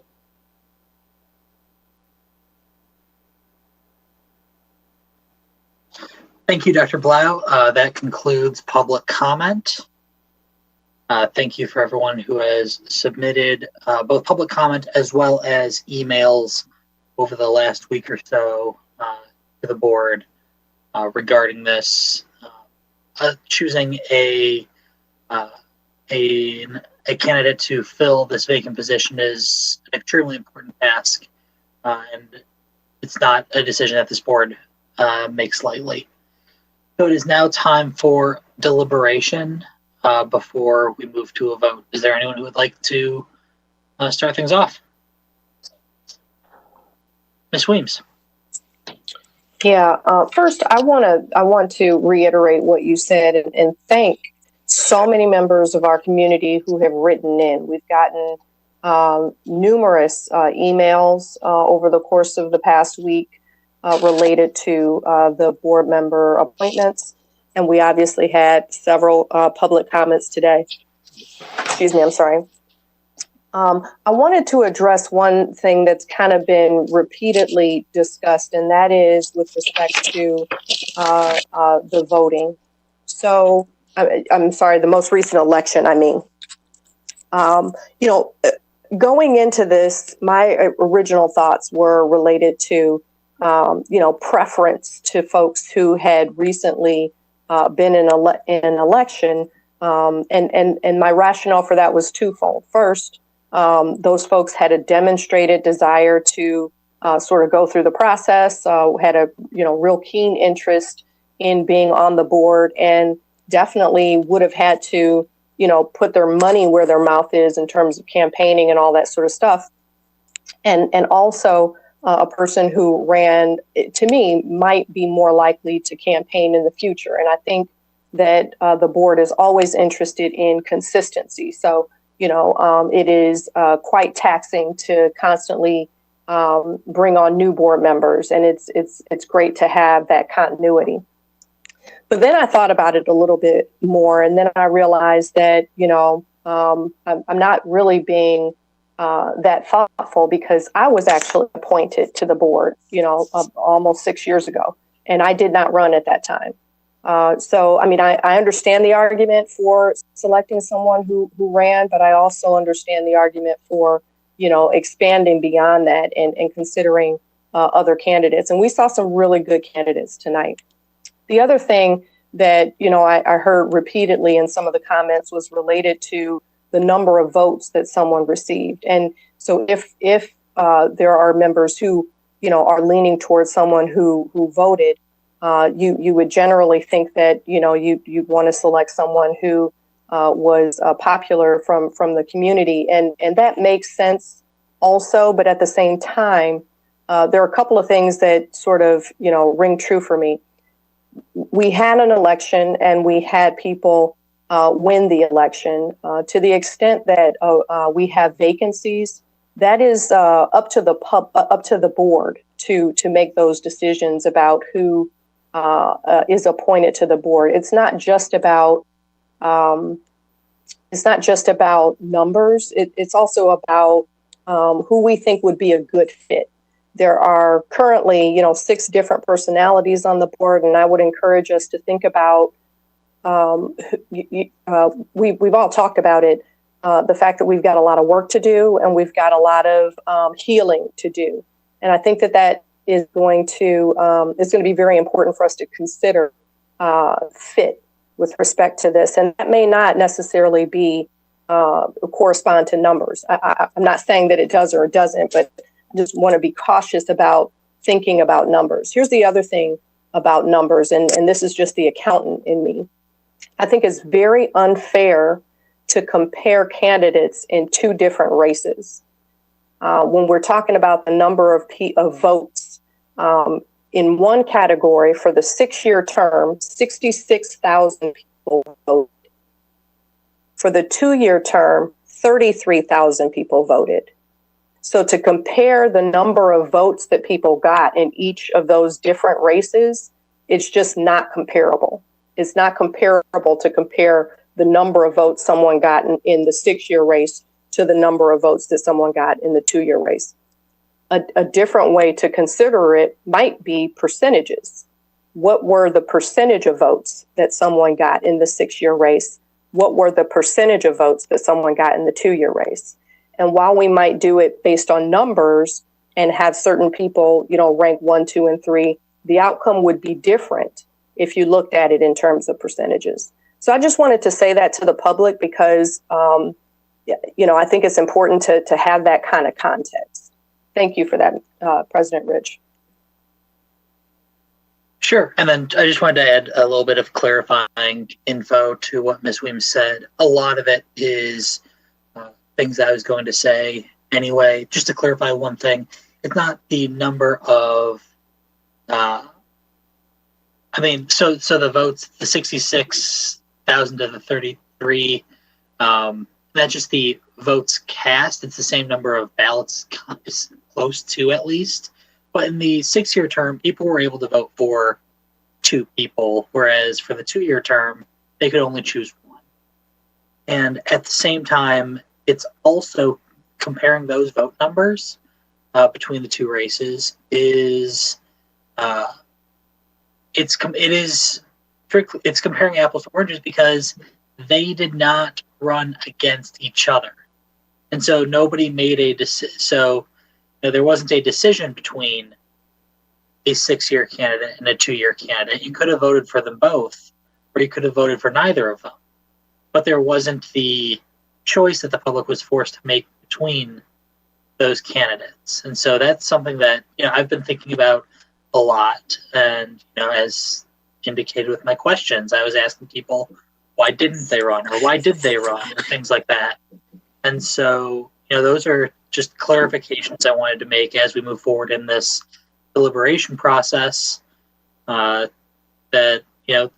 those numbers don't necessarily mean what people think they mean. Mm-hmm. Ms. Heinrich? Let me start out by saying I think, with full respect to Mrs. Weems and Mr. Rich, you've just made a good argument why, rather than requiring that all students be required to take Algebra 2 to graduate from high school, course in not only financial literacy, which was one of my things, but data and statistics. I feel that Mrs. Weems referred to her background in accounting. I have a background in mathematics, and I taught statistics in both high school and college level and have extensive professional development in that. So when we're talking about that, I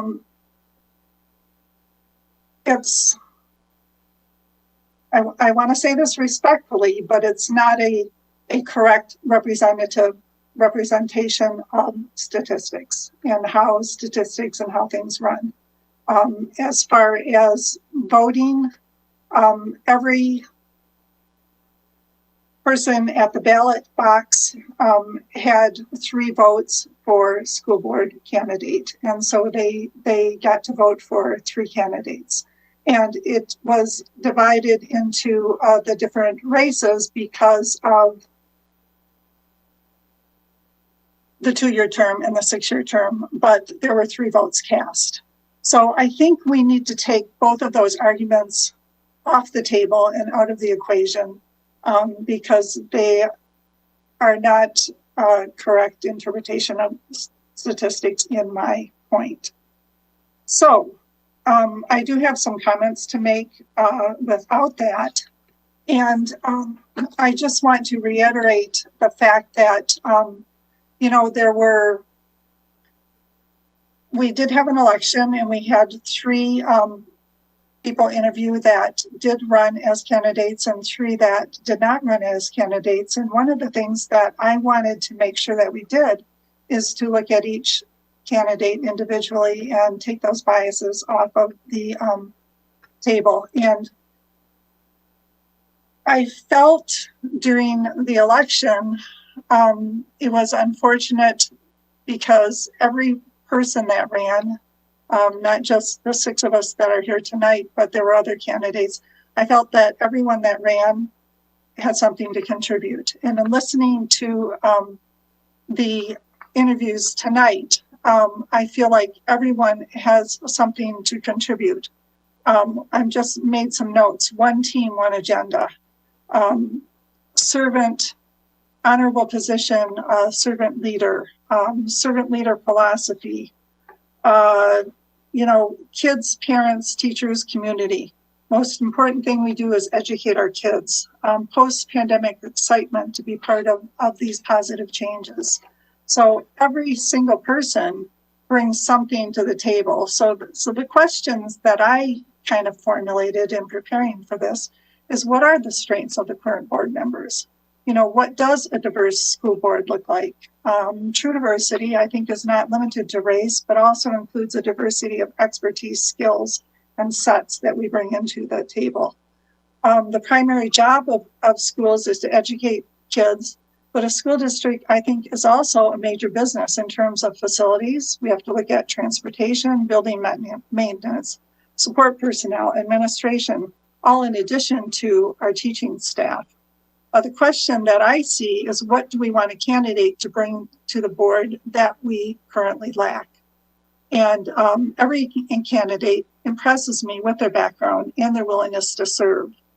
I think what this board needs is somebody with business experience. I think that's what we lost. 2 of our attorneys, and we have educators on the board. We have CPA.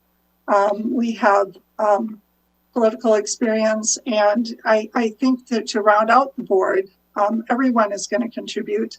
But I really do think that we need somebody with a business background, because the school district is a major business.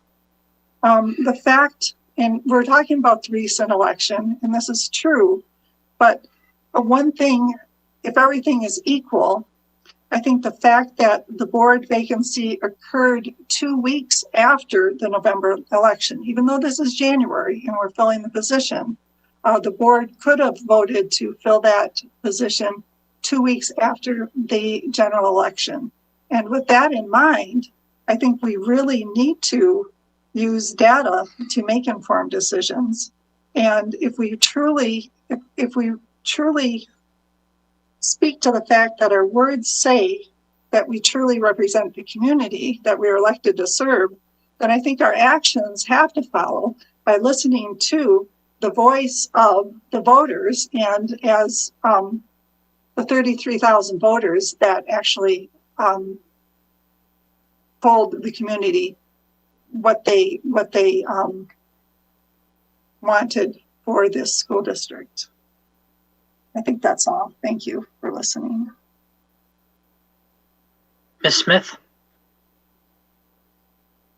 I just want to say thank you to everyone that, all 6 of you that decided to put your name in for this position. Running for this board in November, it had to be hard. It's hard to run without a pandemic, but it was even harder for you to run during the pandemic. You weren't probably able to go out and go door to door or have your fundraisers or what have you. But I still want to say thank you for those that did do that. For those of you that did not run, you may have had your reasons why you weren't ready at the time and the availability came at that moment for you to take that opportunity to run. To do it this way, you've got a whole community looking and watching and hearing and not able to go out and do your campaigning and get that information out there. We did have some candidates that came out that I think that you all did a great job tonight. So I just want to thank you all for coming out, putting your name in, and good luck through this. And those that you don't get the seat, don't give up and don't be discouraged. Run again. Run, or who knows what will happen. So just thank you for putting your name in.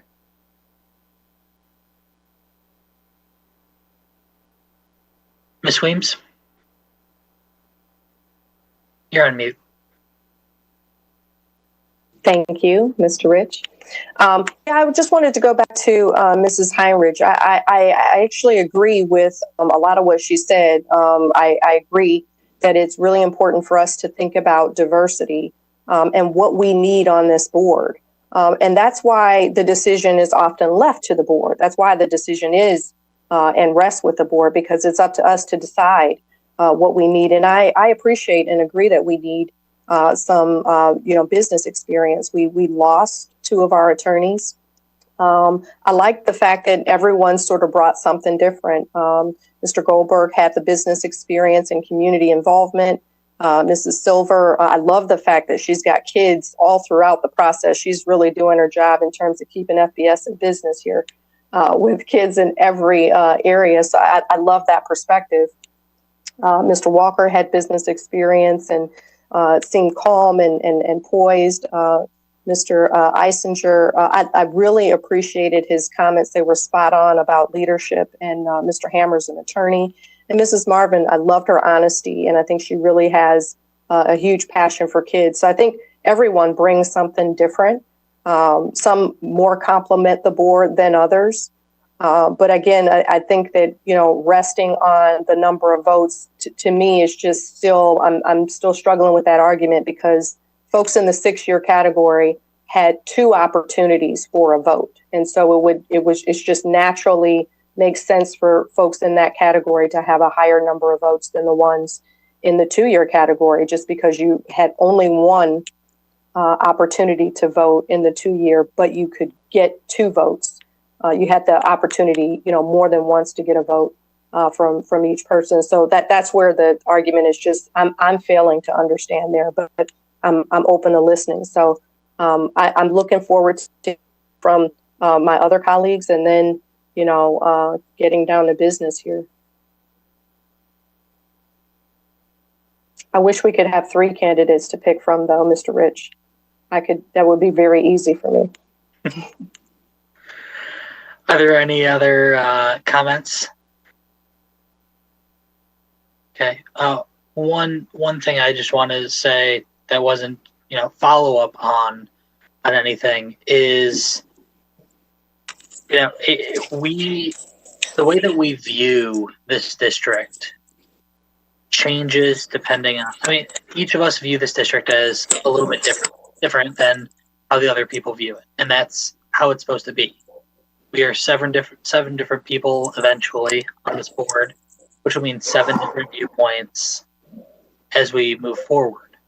However, what I've stressed from day one, at least from my viewpoint, is that while there are business aspects of a school district, the end goals are different. And to say that, that you should run a district exactly like a business or run a business exactly like a school district is not the best way to do things. Now, that's, once again, my opinion on it. But that's one of those opinions I haven't changed from day one. And so I'm just making sure that I'm stating that as we move forward with this, and we need to make sure that whomever we choose tonight to join us on this board, that we will be able to work with for the next 2 years. Ms. Smith? I want to piggyback off of what Ms. Weems said. And Ms. Weems said it, and as well as yourself. We all bring something to this table.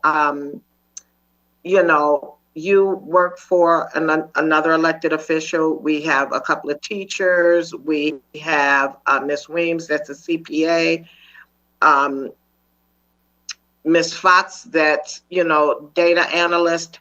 And myself, a community member that has been not only a community member, but I worked in this district, held several positions, parapro, lunch lady, school, hall monitor. And I also have a different look on things. My career was to be a mortician. So we bring things, we all bring something here. I worked in special ed. As a matter of fact, I worked under the great Dr. Bobby Goodrum in her building with visions. So we do need, and that's part of diversity, you know, and so yes, we are a business entity and we are stakeholders, but these are children. I love the business part of Mr. Goldberg and the fact that he has children in the district. I love the fact that Ms. Silver has children at all levels. And thank you for keeping your kids in our district. But at the end of the day, that's what makes us different. And I can't agree more with Mr. Rich and Ms. Weems. This is what makes us different. We all have something different to bring to the table. I will walk in a building and grab a push broom and walk with custodians because I know what those custodians want and need. I can also tell you what a parapro needs and listening to a parent in the community. So I don't look at it as a business. I look at this as something that we need to work together and bring us and be well-rounded. And I love the fact that who we have and how we have this on this board. So those are my closing remarks, Mr. Rich. Thank you. Ms. Heinrich. And we can debate all night. And I just want to clarify because I'm the one that used the word business and it seems to be a trigger point. And that was not my intention. My context for the word business is a classroom should not be run as a business because teachers their job is to educate. And believe me, I have experience in the classroom. When I refer to a business, I'm referring in terms of facilities, schools, bus, transportation, food service. You know, there are all kinds of, and we need that level of expertise that those of you that are in the business world can address, that you have that expertise that I do not bring as an educator, just as we all have our strengths that we're bringing to the table. And so I just wanted to clarify that because I feel like that was taken as a trigger point and that was any attention on that. And I just, as far as being able to work with the board, to be quite honest, I think any one of the 6 candidates that we interviewed tonight, I would feel comfortable with them as a member of the board. So it's just a matter of every board member sitting down and thinking, you know, what is going to be the best choice for this school district and for the community, and to, you know, put our personal feelings aside and just work as a unit and then move forward from there. Thank you. Thank you. Are there any other comments? Okay, I will go over just once again, just to refresh everyone's memory on how this voting is going to work, as well as refresh the public on it. Now that we've concluded discussion, board members will submit to Kim via email our top 2 choices in that order. So be sure to put number 1 and then the applicant's name, and then number 2, the applicant's name. Should an applicant receive 4 first place votes, they would be the chosen pick, having received the majority of first place votes. Should nobody receive 4 first place votes, then anyone who received at least 1 first place vote or 3 second place votes remains in contention. After the first round of votes, we'll only be able to vote for 1 person, but there will be a round of deliberation before that occurs, and then this is a go through and repeat if needed until we have someone who receives 4 votes. So at this time, board members, please send your votes via email to Ms. Buckley. She will then be reading off those votes with the board member's name and then their votes in that order. So that is fully recorded. These are not secret ballots. These are public ballots, just how we have to do it virtually. So please take your time to do that. And I'll do the same. Thank you, everyone.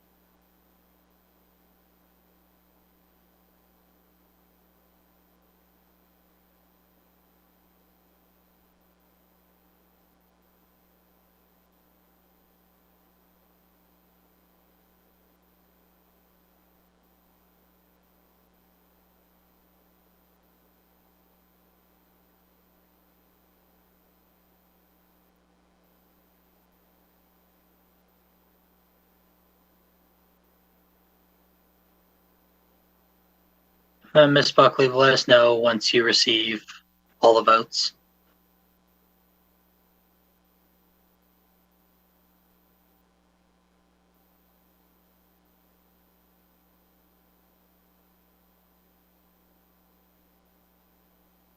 Okay, I have received all the votes. So are you just wanting me to read off who people voted for? Yes, please. I want to make sure we've got all board members here. Okay. Are you ready? Yes. Okay. Mabel Fox, number 1, Donald Walker, number 2, Doron Eisenscher. Cheryl Blau, number 1, Donald Walker, number 2, Doron Eisenscher. Terry Weems, Donald Walker, number 2, Doron Eisenscher. Zach Rich, Donald Walker, number 2, Janelle Silver. Claudia, number 1, Steve Goldberg, number 2, Donald Walker. And Angie Smith, number 1, Donald Walker, number 2, Doron Eisenscher.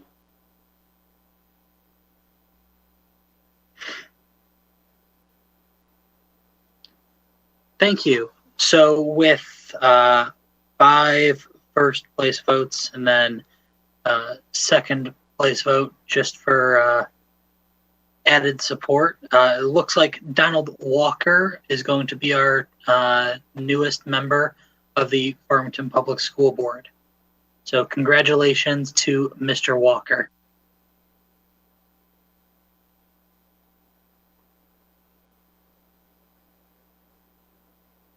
With that, Mr. Walker still on? Yes, is Mr. Walker still on? Would you like me to bring him back as a panelist? Please do.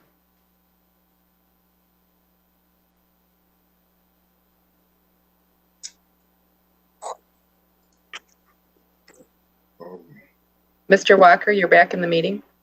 Thank you. Good evening, everyone. Good evening. Congratulations. Thank you. Congratulations. Congratulations. Thank you very much. Thank you very, very much. I really appreciate it. Do you have anything to say? Do you have anything to say to us, to the public, anything like that? Yes. And listening to the comments going back and forth, I really respect what everyone has said. And all I can say is that to the public and to the board members and to the students and staff, support staff, administrators of this district, I promise to do everything I possibly can to move this district in the best direction possible, to help transform and to help our students become the best versions of themselves. And with something like this, obviously not everybody's happy about the choice. And for those who might feel as though another choice might have been better, I promise you to do everything I possibly can to hopefully change your mind and realize that I wasn't so bad of a choice after all.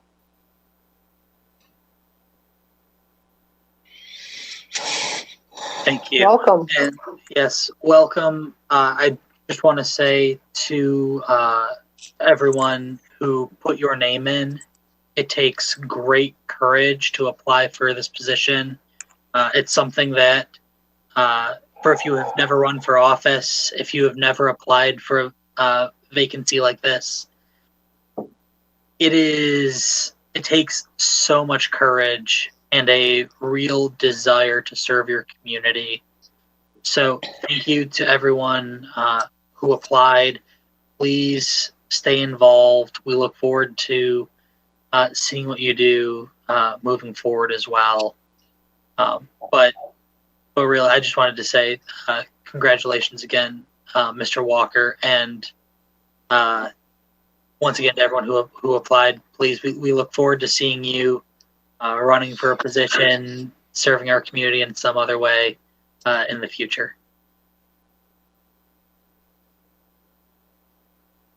If there's no other business being brought forward, we are able to adjourn.